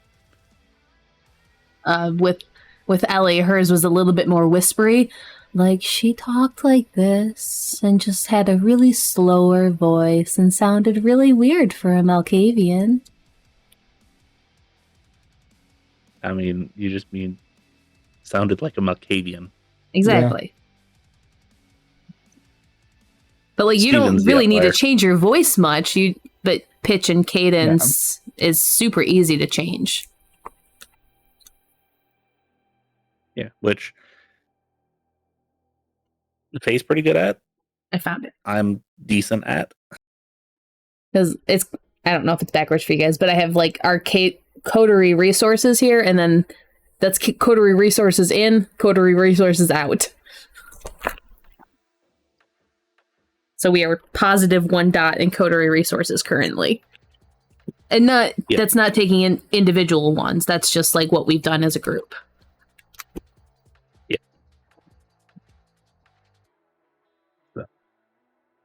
I like keeping track of things. I can tell.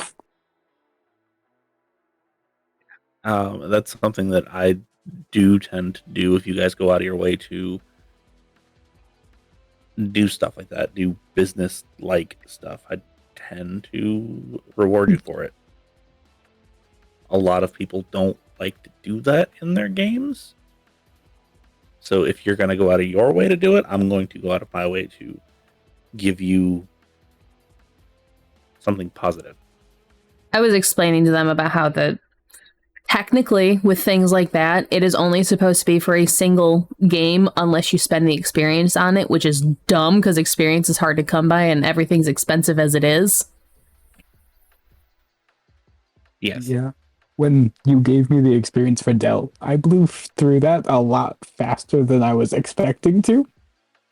I know. Yes. Yeah. It's also just so different from like leveling in Dungeons and Dragons compared to this. It's like there isn't leveling.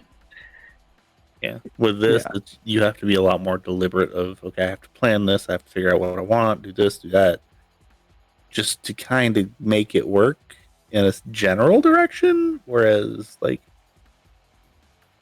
other level systems, it's, okay, cool, I'm this class, I'm going to get this and this and that and that and that. Do I want to do a different class at any point, and why?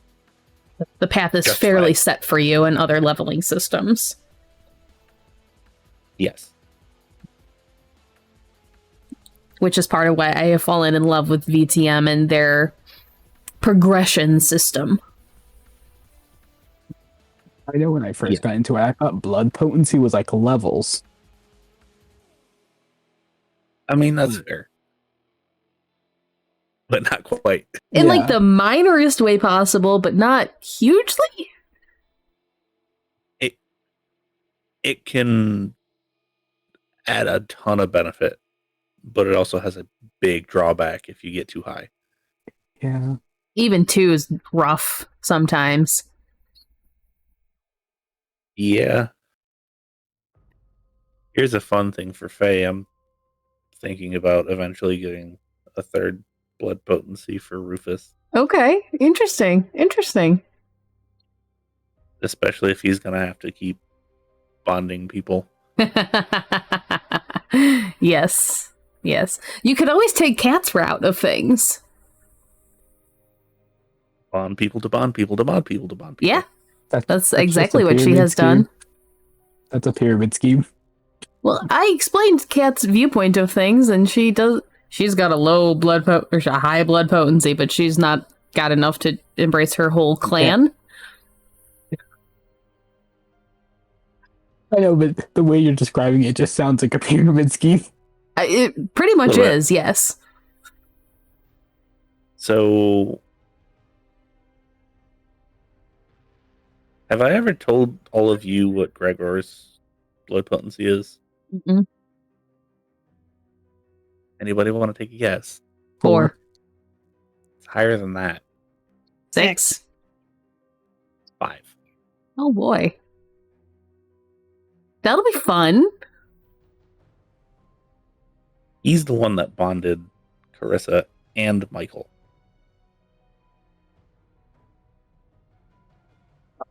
Bonded a couple other people as well.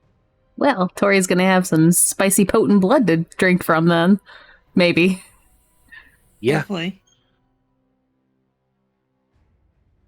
I mean, if Gregor gets in Dell's way, Dell's gonna try to put him down.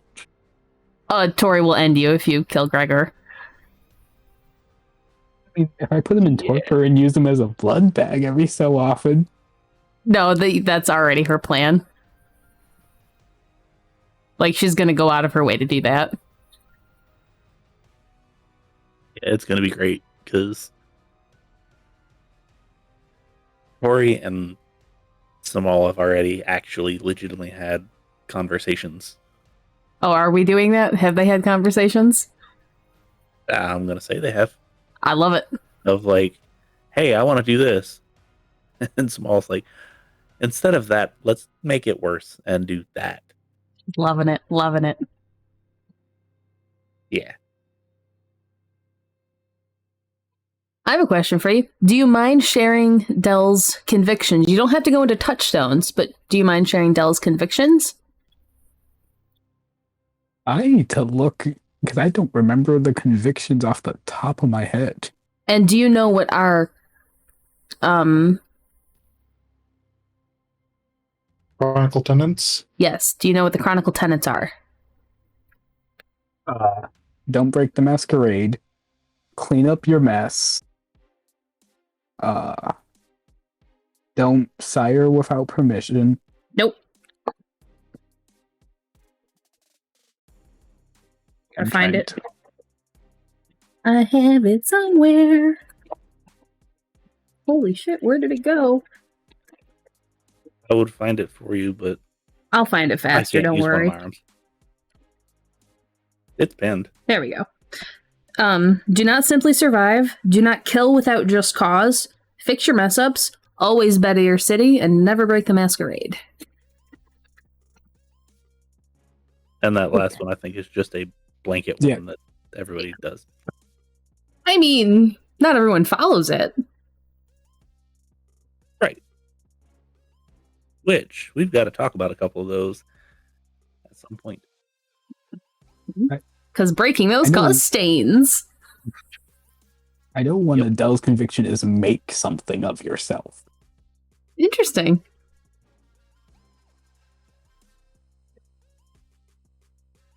You've got two? I don't. Yeah, I'd have to look because I don't have it actually on the actual sheet. I think it's more in the background I wrote up for you.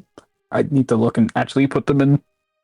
But yeah, you have to make something of yourself. That falls very in line with one of our Chronicle tenets. I already have some plans for how Dell can better the city. You know, some blood drives, which are beneficial and double-sided. Because like a lot of the coterie, Dell is a beggar. Hilarious that Tori and Corey and Beth are the only ones that are not. There's just something so wholesome and funny about picturing a vampire holding a blood bag like a Capri Sun. We call them our juice boxes. Yeah, I know. Like, I made art about that.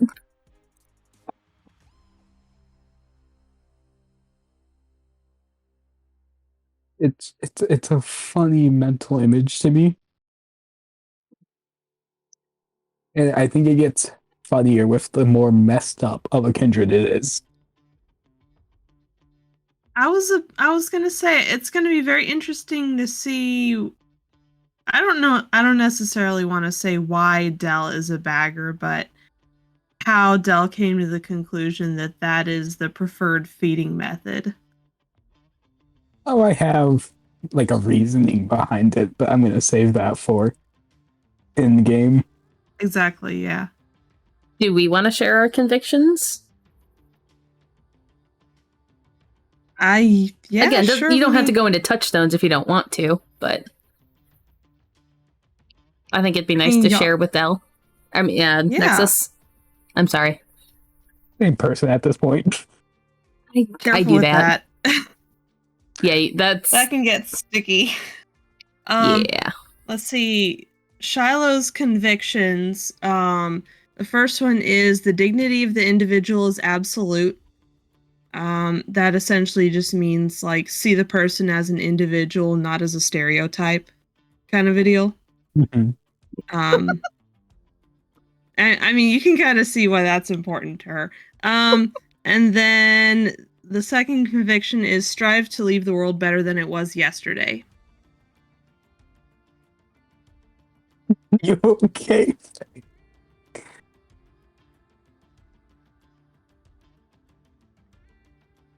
I think I broke Faye. Dang, what did you do? I didn't. It's a cat. I didn't see him do that. I looked up and it was there. Yeah, I wrapped him up in the bottom of my shirt and kind of like slumped down so like there's something for him to sit on. Yeah. I'm sorry. Continue. I'm alive. What about Steven? Kill only in self-defense. The guilty must be punished, and none may control me. Yeah, how's that going with Cyril? Great.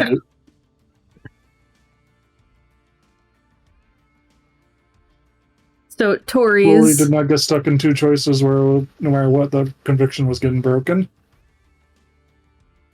but there's a difference between it happening to you and you going along with it. There is a big difference. Anyway, Tori's I kind of built along a Sabat path. So she doesn't... It's hard for her to get a stain with breaking her convictions, kind of. So do not waste what you kill. Meaning, she uses her dogs to clean up mortals that are killed. Because it's a waste if you don't use it. Like hunting. You don't waste what you hunt. And if she's killing a kindred, it's gotta be put to a use somehow. Meaning Unless it's accidental. Right. If it's a purposeful hunt and kill, she's not going to waste it. Meaning she's gonna do some nomming. Her second one is keep your word. She does not lie, and she does not make promises she will not or doesn't think she can keep. Which I don't think she's made, like, actually made more than about 4 or 5 promises in game so far. Like, literal promises. She says, I will try or I will do my best. But she hasn't straight out said she will do very much. And no excess cruelty. Again, if you're hunting,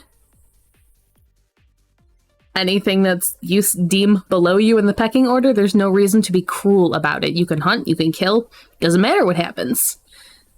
Don't torture, don't be cruel. Prolong the suffering Exactly. unnecessarily. So she has no issues with killing or anything like that, other than the Chronicle tenet, which doesn't fall in line with like any of her stuff. But it sort of does, because if you're needlessly hunting, that's cruel and wasteful. What she views as necessary and what other people view are necessary might be different, though. And that's where it gets fun, Yes. is the personal interpretations.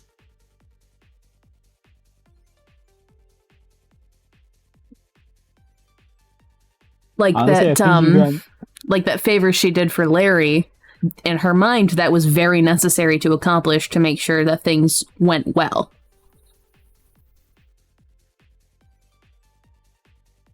I think you just inspired another conviction for Dell. And what's that?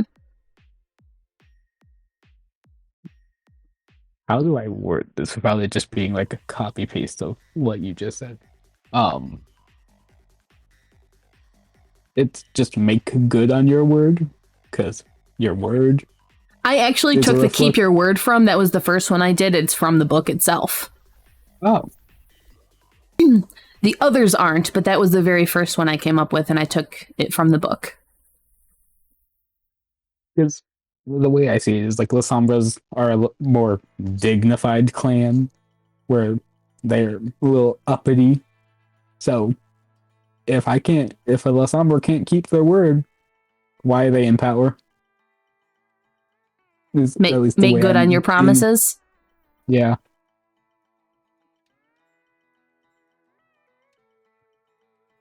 while we're at it,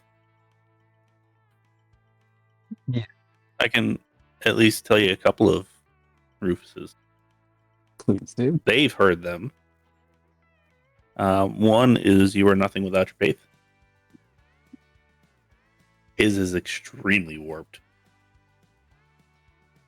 And "Have mercy on the lame and the foolish," and that one requires further explanation. If they're dumb enough to pick a fight for no reason, or they're dumb enough to pick a fight in the middle of a bunch of people and don't try to like settle things behind, rise above them and just whatever, man, just go away. Yeah.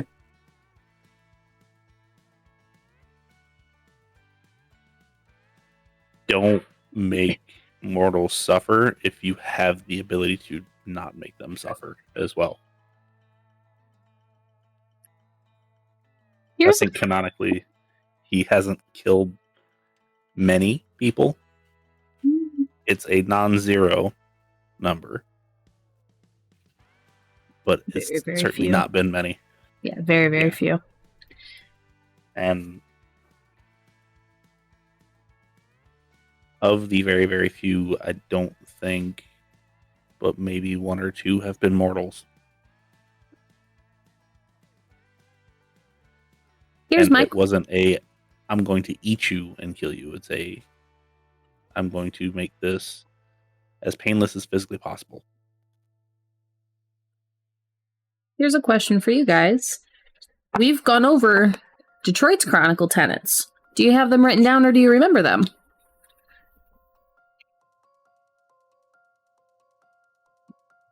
Yes. Chronicle tenets Mhm. words before weapons. Always seek the truth. Uplift the downtrodden and keep the masquerade. Oh, someone did write them down. I also have them written down. Yes, that is Detroit's. I very much like a couple of those. But no one has broken them yet, that I can recall. Yet. Yep. Feel like there's going to be one person that might eventually, if given the right circumstance. Maybe. Yeah, Lottie's gonna break the masquerade by blabbing to the wrong person. That's Beth. Honestly, No. listening to the podcast, it's been hilarious to see Beth just be Beth. And how the masquerade seems to be like the last thing on her mind whenever anything's happening. Yeah, I know.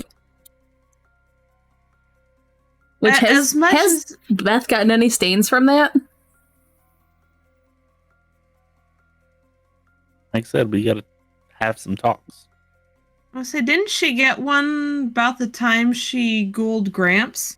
Yes, but that was from ghouling him. Yep. Because ghouling causes stains, which is why Tori has a stain.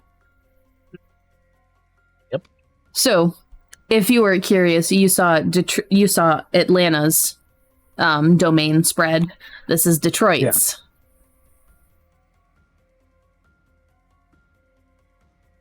And there's a lot more colors on there than I like.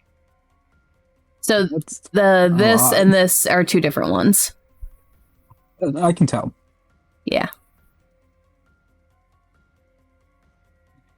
Good at depicting different colors. But yeah, they only knew about a couple of them. This is the full complete one so far. Also, these two black boxes in here are two cities that are inside Detroit that are not Detroit. And they're two different ones. What? Yes. Who's the little neon green box at the very top? That? Leon. Yeah. Gotcha. Technically, he only cares about the graveyard, but there are other Hakata in the area, so that kind of falls under his clan. Makes sense. These are more clan-based, although there are kindred who are not of that clan in that domain. This is just like the major players, the power holders, the more powerful ones claim those areas. I like the light blue guy. I don't know about him sometimes. He's a little sus. A little bit, but he's not bad. Is that Rufus? Yes. So, as And- everyone is currently aware. Oh, go ahead. Go ahead. I'm just going to explain the domain, so you can go first. I actually did a bunch of real life research and figured out where the worst neighborhoods were, economically wise, and that covers most of them. So, the light blue is Rufus. This is what everyone's aware of. The yellow one down on the bottom is King. He's an Nosferatu. The gray in the center there is the pyramid. The brown above that is Katarzyna. The light green one... Hang on. Nope, I lied. The dark green one is Cassidy. The light green one is Ellie. The pink one is Charlotte. And the orange is Valentina. That is the only one I believe everyone is aware of currently, and then the yellow, the neon, is Leon. So there are several others that you guys have not met. How much crossover is there between Detroit and Atlanta? It takes place in the same world. We've had crossovers with people. Tori knows Rufus. Shiloh showed up in Detroit. We're going to have a Rufus crossover actually- game. Rufus actually gave Shiloh her new mask. He's going to be providing Beth a mask as well. Is a mask just like an identity? A mortal Yeah. identity. Oh, okay. Because, like, my brain gets very literal when thinking sometimes, especially while I'm mindlessly working. And that's And fine. it's like, why the hell is everyone wearing masks? That's just... It's just a human persona that, if it's a good one, they have a background, they have a history, they have a life built for them that will pass an inspection.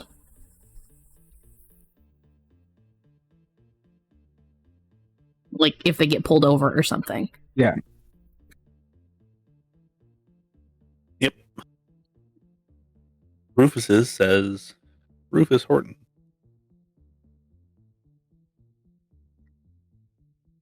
Tori didn't Obviously have not one, his but she does now. Real name. Yes. Which I do I think have. I think I just realized something about Dell is technically he wouldn't need a mask because like no one knows he died. He just is a night owl. You say that until you have a Steven situation. Yeah. Oh boy. Yeah. Having one isn't a bad idea. I know it isn't a bad idea, but Dell's not going to think about that the second he gets to Atlanta. Well, someone's gonna have a talk with him when they get back. Tori's Hey, is Linda Tori, we Hartgrove. Hey Tori, we found another youngin. I find it insurmountably hilarious that Tori is getting saddled with yet another young kindred. You could push This him makes off like onto 5 or Shiloh. 6. No, Tori. In case you haven't noticed, because she has been put into a position of power, Tori takes responsibility for those under her.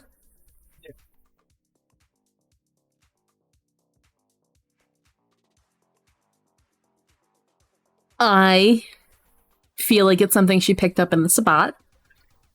Because the person who is in charge of everyone is in charge of everyone. If they fuck up, it falls down on the person who's in charge to fix it. Or they're fucked. Yep. So that is where she picked that up. In case you guys The were only curious. Positive thing. It's the only positive thing that Gregor ever gave her. Yeah, pretty much. That's why Yeah. Tori did not want a position of power. She did not want that responsibility, but now that she does have it, she's going to act it the way she knows how. Would she relinquish the barony if she thought there was a suitable replacement? Yes, or is it gonna but grow on her? So I've thought about this a little bit.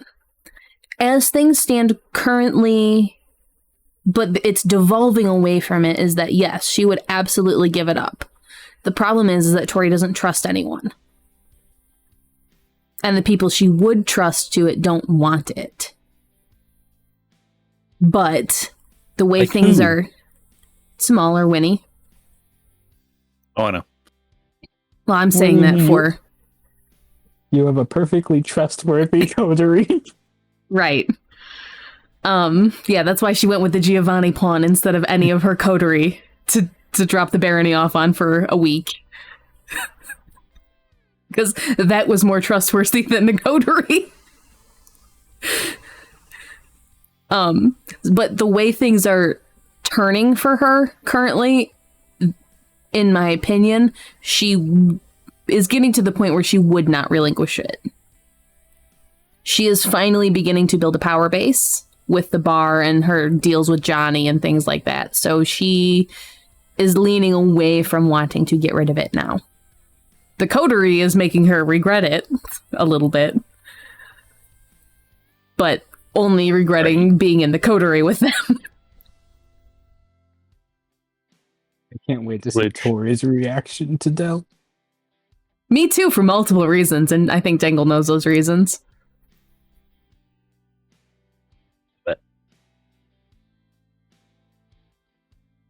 So obviously this is very, very endgame stuff, but at the end, and this is just my thinking, like, I'm thinking that the coteries be like, all right, cool, bye. If we're gonna split up, we'll stay in touch, but it's not gonna be we're gonna be together as much. We went through all this crap. We've figured this stuff out. Y'all, specifically Tori, would probably be like, you two go away. I don't want to deal with you anymore. Tori's not close to any... Like, she's close-ish with Shiloh, but not after what's happened the past handful of games. And Shiloh would probably be like, I'm not hanging out with Bloodleech anymore.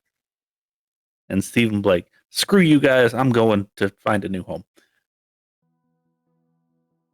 Beth would be like, all right, cool. I'm going back to my bar. Yeah. Dell is obviously to be determined because we haven't met him yet. Yeah, no one's met him yet. Yeah, Tori doesn't really have any connections in the coterie other than, I don't trust you people alone without me. Yep. And at a certain point, okay, I don't think you guys can do any worse than has already happened, so it's fine. Go. And again, that is only her mentality of it. Whether it's true or not, it doesn't matter. That is how she views it.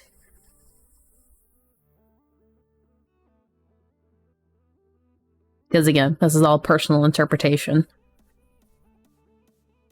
But yeah, no, Tori was like done with Shiloh when Shiloh was like, oh yeah, I can wipe his mind, and then blip, gone. With the police and Cyril. That was ways Tori's that last can straw. work. That was There Tori's are last ways straw that with her. Also, to be fair, there was, what, 3 of them? Only one popped his head into the Oh. vehicle, though. Right. But when Shiloh was like, yeah, I can do something about it, so Tori trusted her to say that, or otherwise Tori would have been turned into a dog because she doesn't have a mask. She doesn't deal with people. Like, none of that. She'd turn into a dog. Yeah. But the minute the door opened, Shiloh was like, bye.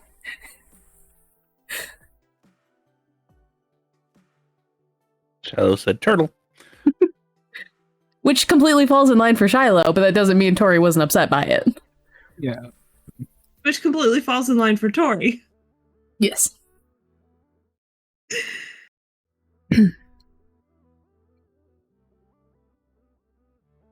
It's so funny to see how similar yet different the two coteries are. It really is.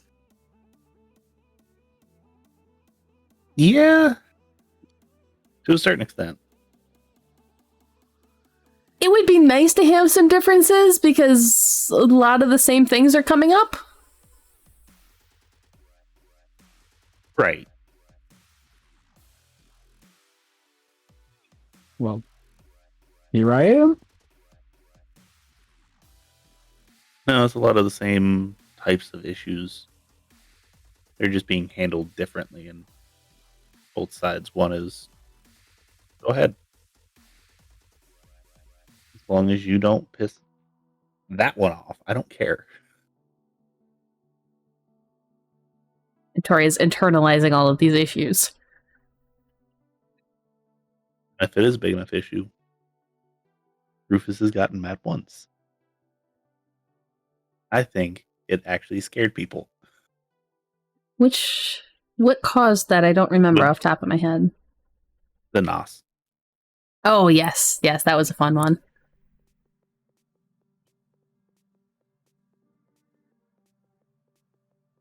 Which William was there for it, and William and Lottie both were extremely quiet. Yep. Debbie was there for that, and even Debbie wasn't as talkative as normal. I don't know if that was a active choice or if that was a I'm going to rip your head off if I open my mouth.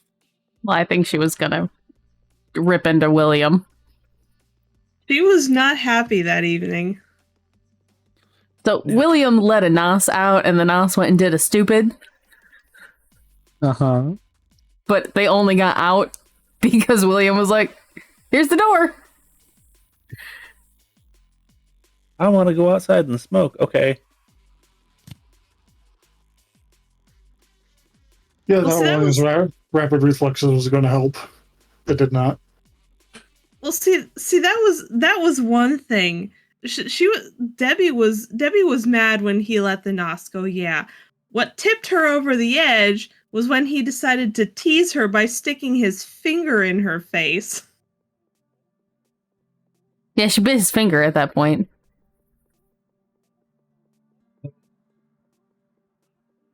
Alrighty then. Then makes some Yeah. trolling characters.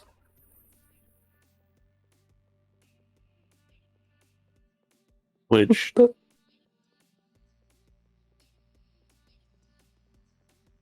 at that point, Rufus was like, I don't freaking care about you two. Kill each other. I don't care.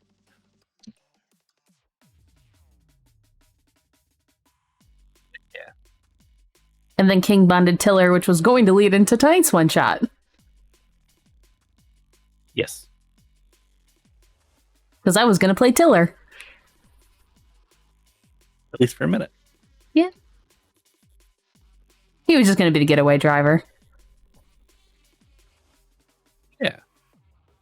Part of me wants to play that Tremere from the one shot again. But he didn't die. Yeah. I don't know what Dingle has plans for those lot if they ever show up again. They will. Man, I don't know. Being in a coterie with two Tremere might tip Shiloh over the edge. Not gonna lie. Dean was fine. Haley's fine. Buttons knows what you've got planned for Haley. Do you? Do you know Or at least- everything? You don't know everything. No, not everything, but I was part of the conversation where we got the gist of it rolling. Got the backstory. There was a lot more than Dangle and I talked about. I'm sure there is, and the backstory alone. And that's not even including what I've talked about with Frey when it comes to Dell and Haley. I love it so much. Oh, great! Am I gonna have to worry about is Shiloh gonna have to worry about the Lasombra too? Not if you don't know what happens. Dunno. Sick. How much responsibility is Shiloh willing to take on?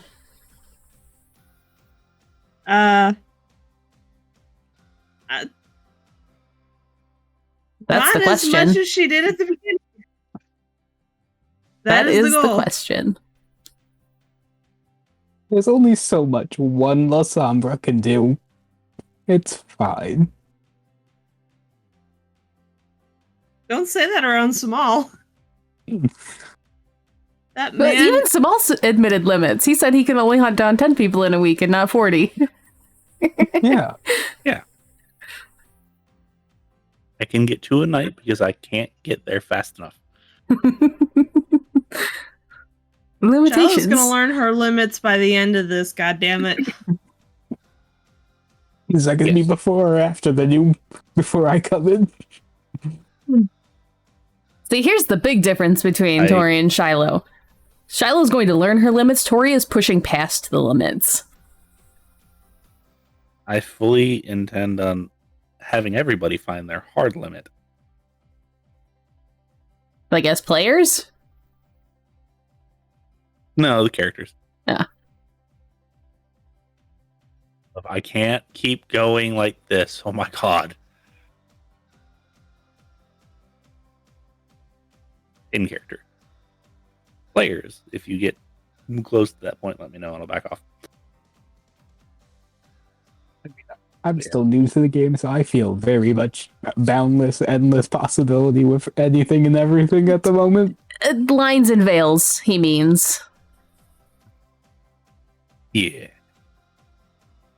Because if I just keep inching Shiloh a little bit closer to that fire, at some point Shiloh's gonna be like, alright, stop. I don't want to catch myself on fire.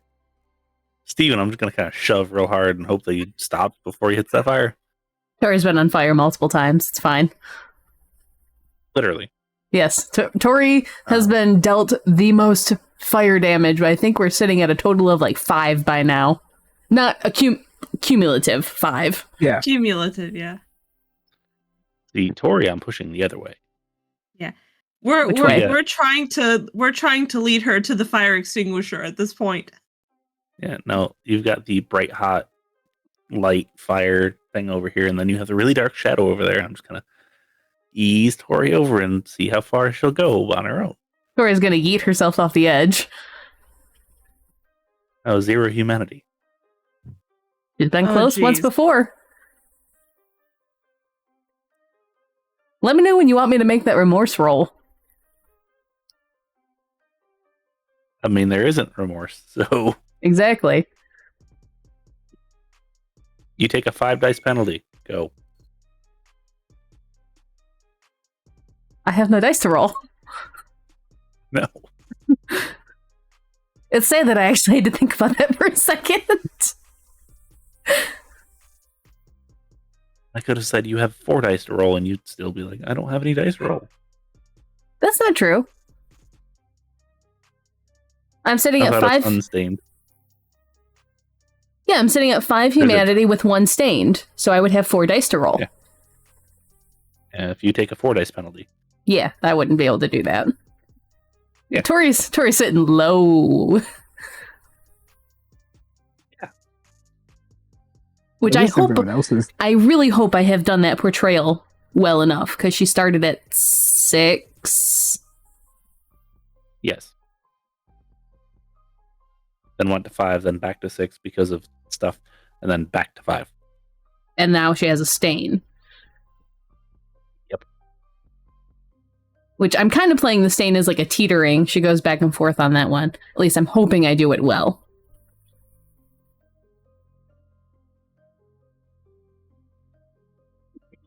I love the thought of like a character's descent into madness. That's one of my favorite things that I want to portray. And with VTM, you can do it in a multiple different ways. Yes, you can play Malkavian. You just kind of go more Malkavian. You can go humanity side of it. You can go still humane, but just have mental issues. Not dealing with Malkavian stuff. There's a bunch of different ways you can do it in this. Tori's descent is the descent into the beast.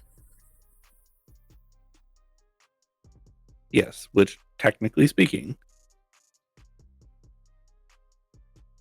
if you want to go on a Sabbat path, you have to get to 1 humanity before you can technically be converted. Are we playing she was already on a Sabbat path, though, and has just continued it? Well, if Because she was... we're right, I know you try to conform to that. Technically speaking, you are not. Mechanically speaking, you're not. But she would have started that way because that's how she started. I have reasons. Okay. You need to figure out the line of how much Sabbat Del got from his sire. Button's face, I love it so much. Okay, so it's funny that this is coming up because I was actually thinking about what Shiloh's lines would be in the context of what is coming up, what might come up, what I'm pretty sure will come up, or at least what I hope will come up and what I hope will happen. And this thing with this encounter with the Sabbat and being around a bunch of ex-Sabbat and having to deal with all that and how much that has brought out. Ew, we might see her embrace her anger a little more. That'd be interesting. I can just imagine her losing her shit on Del being a young little shithead. Nah, she'd be a little I'll be right shithead back. right with you.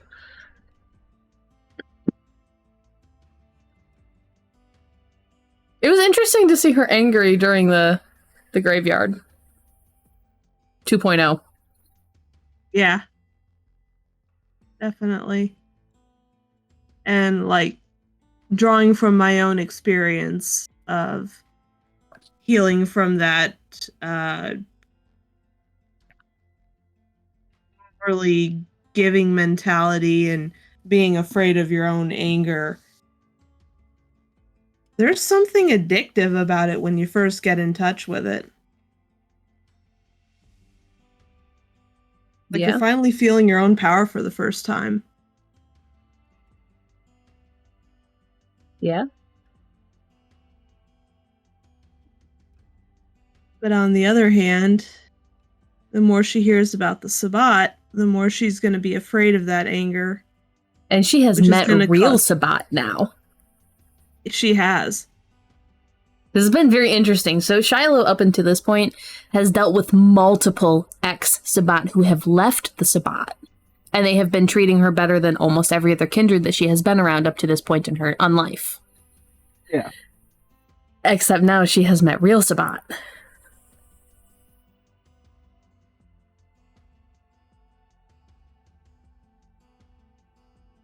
Rather, she's going to. There was an encounter with real Sabbat, at least. I really am trying to drive home the night and day aspect of real versus X.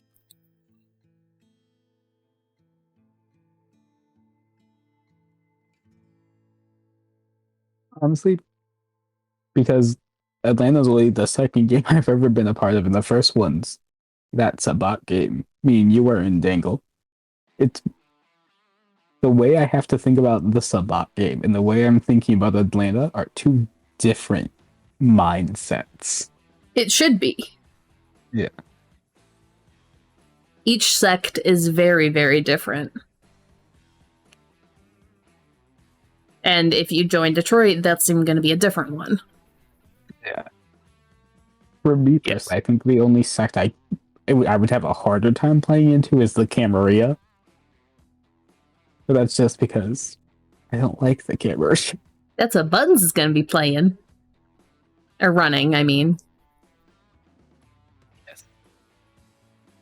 And Part of me feels guilty for saying this, but I think I might have the easiest time doing that. What, playing it? Yes. Playing Camarilla? Just for the yes. Okay, sorry.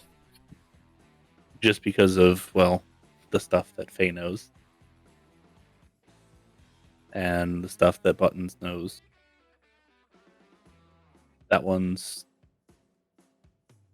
probably the prototype for what you would want. So he's playing a Ventru. I will be Yeah. playing a Toreador. And Nen Mhm. is playing La Sombra now? And Kosia will occasionally potentially be playing Thin Blood. A thin blood in the cam. On and off. Still, that idea. It's going to be our little errand runner. Yeah. Like, she took the branded flaw, like, branded by the Camarilla. Yeah. Because, yeah. Basically owned by this coterie and just going to be a little errand runner. And the Ventru will just assume that he owns everyone. So The Toreador may have words about that. But you'll play along.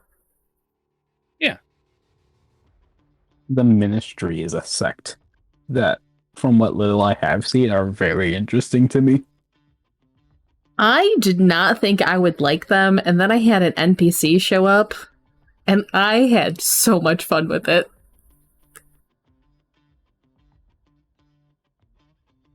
we have the Detroit original Ministry, and then we have the very, very opposite Atlanta Hush Ministry.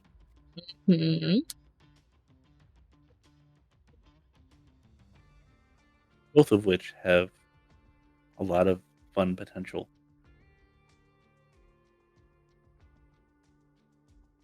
I need to pull up the description for the Ministry. These are the coterie, the secondary coterie. Haha. Yay! Yeah. And then this is Tiller. I see lots of red boxes. I don't mind showing you Tillers.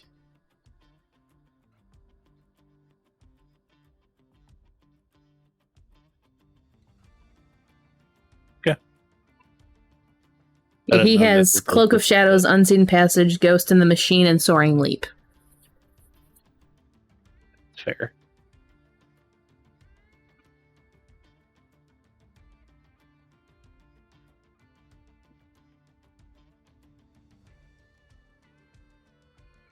The rest of that, the secondary Detroit coterie is very, very interesting. I even wrote out their feeding habits and everything, because it potentially could come up.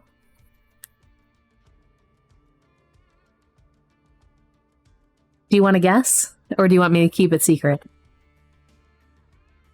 I'm willing to guess a couple of them. Okay. Spike is the Nosferatu, right? Mm-hmm. I am going to say he's either Alley Cat or Sandman. Nope. Okay. There is an alley cat. Which would be the Gangrel. Yes. It was going to be one of the two. Then we have Buffy. I feel could be a Scene Queen. Prey Pursuer. Yes.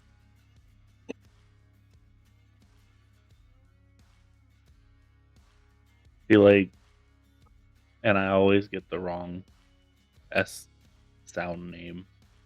Sylvia. Sylvie. Yeah. Sylvia. Sylvia. Hunter calls her Sylvie.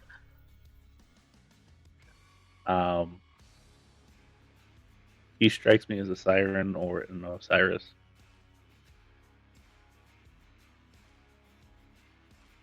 Tarot. Or I'm not 100% sure on. Do you want to know, or do you want to keep it secret? I want to know as long as it will actually eventually cause Rufus some problems. Do you want to know if it causes him problems? Yes, so I can laugh when it actually comes up. She's a scene queen. Actually, not. Except that scene is religious. Yeah. But yes, Sylvie will cause issues for Rufus. I will break your kneecap. So that just leaves Spike. If he's not one of those... Be a farmer? Nope. And there's a reason why he's not. Does he eat organs? Tell me either trapdoor wouldn't make any sense. And blood leech could potentially make sense, but I don't think so. I would leave like roadside killer, grave robber.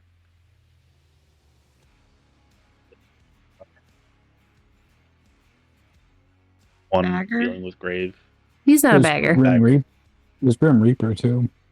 Yeah, that one. Nope. And I don't think he's going to be a siren, because if he is, Oh no, he's not hilarious. a siren. Not Is a he an scene extortionist? sensualist. Nope. I think we pretty much went through the entire thing. Yeah, but I didn't say... You were talking about other people. I never specified for Spike. Yeah. Him, I'm not 100% sure on, to be honest with you.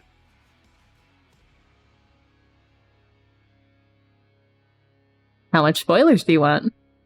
For these types of things, I don't mind giving spoilers if you want them, because these are really interesting and hilarious to me.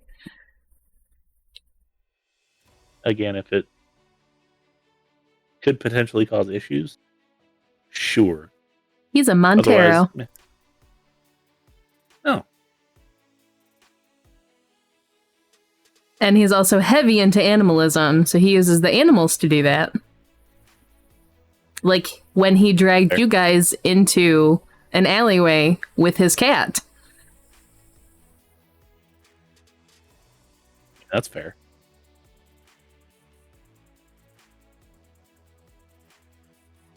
I have the Paradox Wiki pulled up. I like reading the descriptions for each of the predator types, trying to figure it out. Yeah, so the Montero basically herds or stalks someone until they can separate them, and then they feed.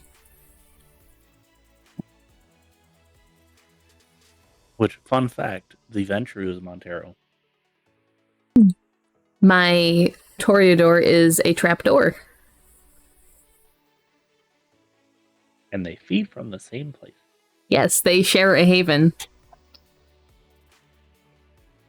Somewhat.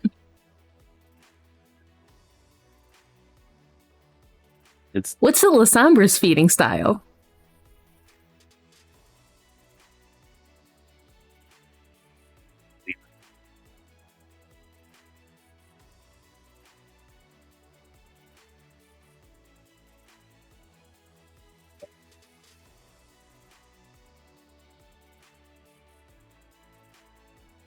I think Nen's off in the void. Did you hear what I asked I you? thought you were asking Del. No. No, Dell's a bagger. Sandman. He's a what? Sandman. My Makes Mal- sense. Mr. Sandman. Do, do, do, do. my Malkavian for the other game is an extortionist. So is Danny. I do eventually want to play a cleaver. like an actual cleaver, I think that would be fun.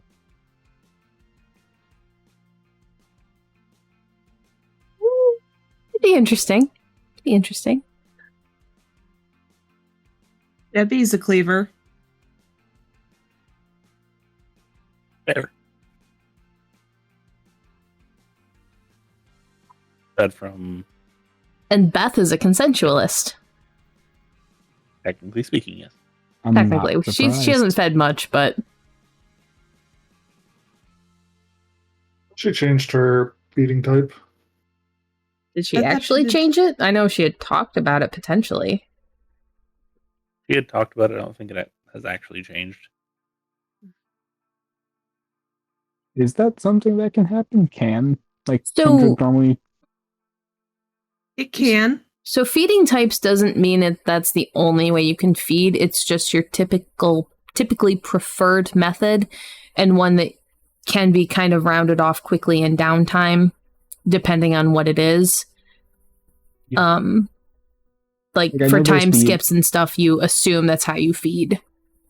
Yeah. Because I know there's the flaw of like exclusive prey. Like you can only have. What? Tori's a blood leech, so she has prey exclusion mortals. We've slightly changed.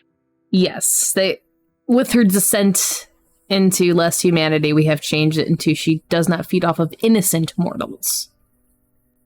Yep. Meaning if she comes across someone doing shit in an alley or something, she will absolutely feed off of them. Then, just recently it was revealed that Shiloh was originally a Grim Reaper, but that was kind of curbed off, and she became a bagger. Yeah, it can change, but I don't think you really get the merits and extra stuff when you change. I mean, I wouldn't expect that. And I assume if you go into Bagger, you have to buy Iron Gullet, or Organvor, you have to buy Iron Gullet. Yeah.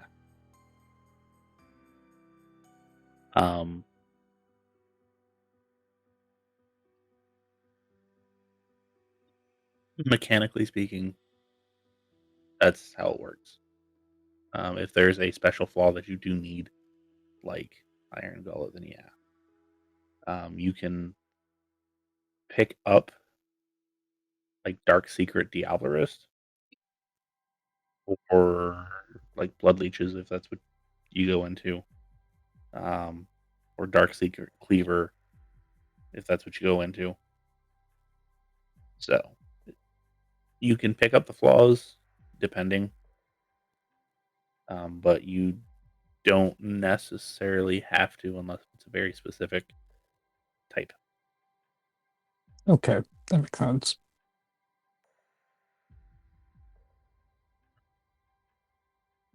And a lot of the prey exclusion stuff, it's typically not necessarily due to the actual feeding, it's the mentality behind it.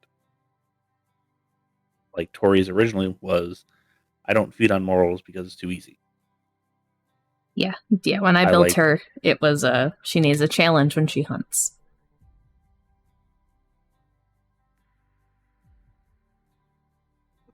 I'll be right back. Yeah.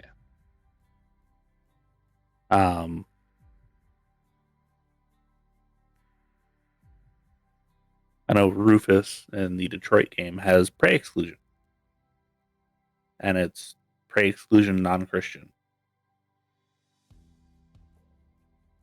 Chris only feeds on Christians. Yes.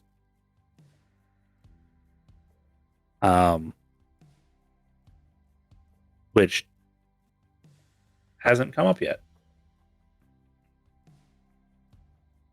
But I specifically built him with the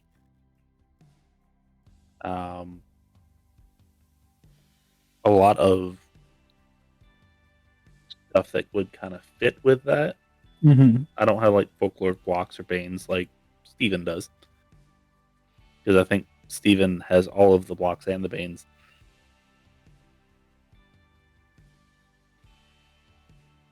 But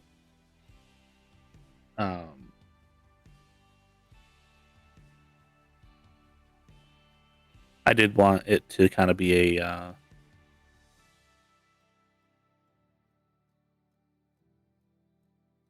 cruel joke from his mortal life that he's stuck with a lot of that type of stuff. It's a fun fact. Uriel has a prey exclusion. 2. I assume it's low IQ. No. You're muted, Faye. I said, oh, right. I remember it now. Yep. Uriel's prey exclusion is people under the age of 30. And there's a backstory reason for that. So it's got to be old people got it. Mature adults. Just because someone's 30 or over doesn't mean they're mature. Age-wise. Yeah. Yeah. Has lived more of their life.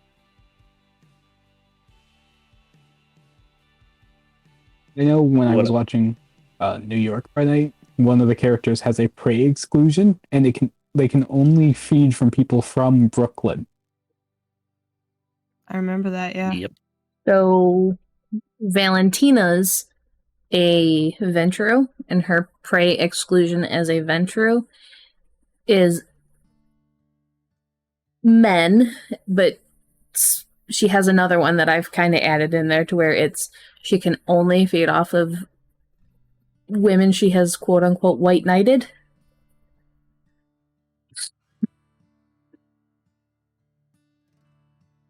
Which is why she does what she does, partially. Makes sense. The Ventru for Buttons game. The Ventru prey exclusion is anyone under the influence of anything has to be completely sober. Which is a problem because the venue that he runs absolutely serves alcohol. Oh, absolutely. He could feed from like the bouncers and the security guards. Oh no, the Venture is a circus. Yes. Oh. Yes. Yeah. We run a circus. My character plays in the circus because she's an acrobat? We'll go with that one. She's an acrobat. Sure. Sure. I just got the weird idea of like a Tamizi ringleader for a circus. Zamizi ringleader would be hilarious. Ventru's got that covered too.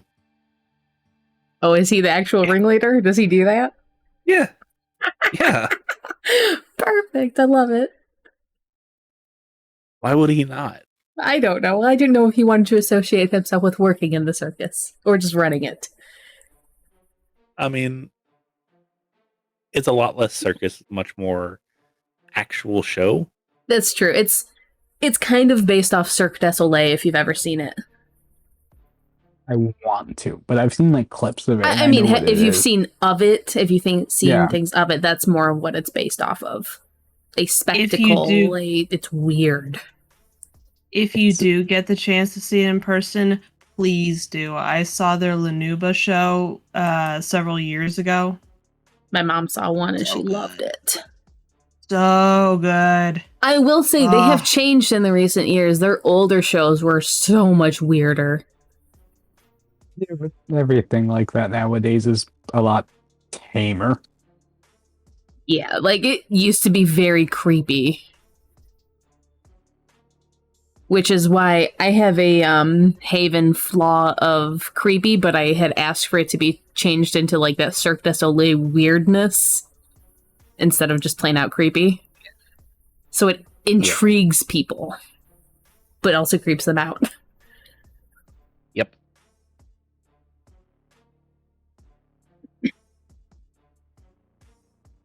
I am gonna get going for the night purely because I have not eaten in like 9 hours. Go eat. I need to go. I will talk to you guys later. Have a good Thanks night. for joining us. Good to have you on. And, yep. I'll be on again. Night. Good night. Do we want to keep going? Like, I'm good to still go. I don't care. I can go a couple more minutes, but I need to be getting off around 12:30 because I do have We to can work just end tomorrow, things so- now then. So thanks for joining us. Thanks for watching, whoever ends up watching this. Have a good one. Good evening.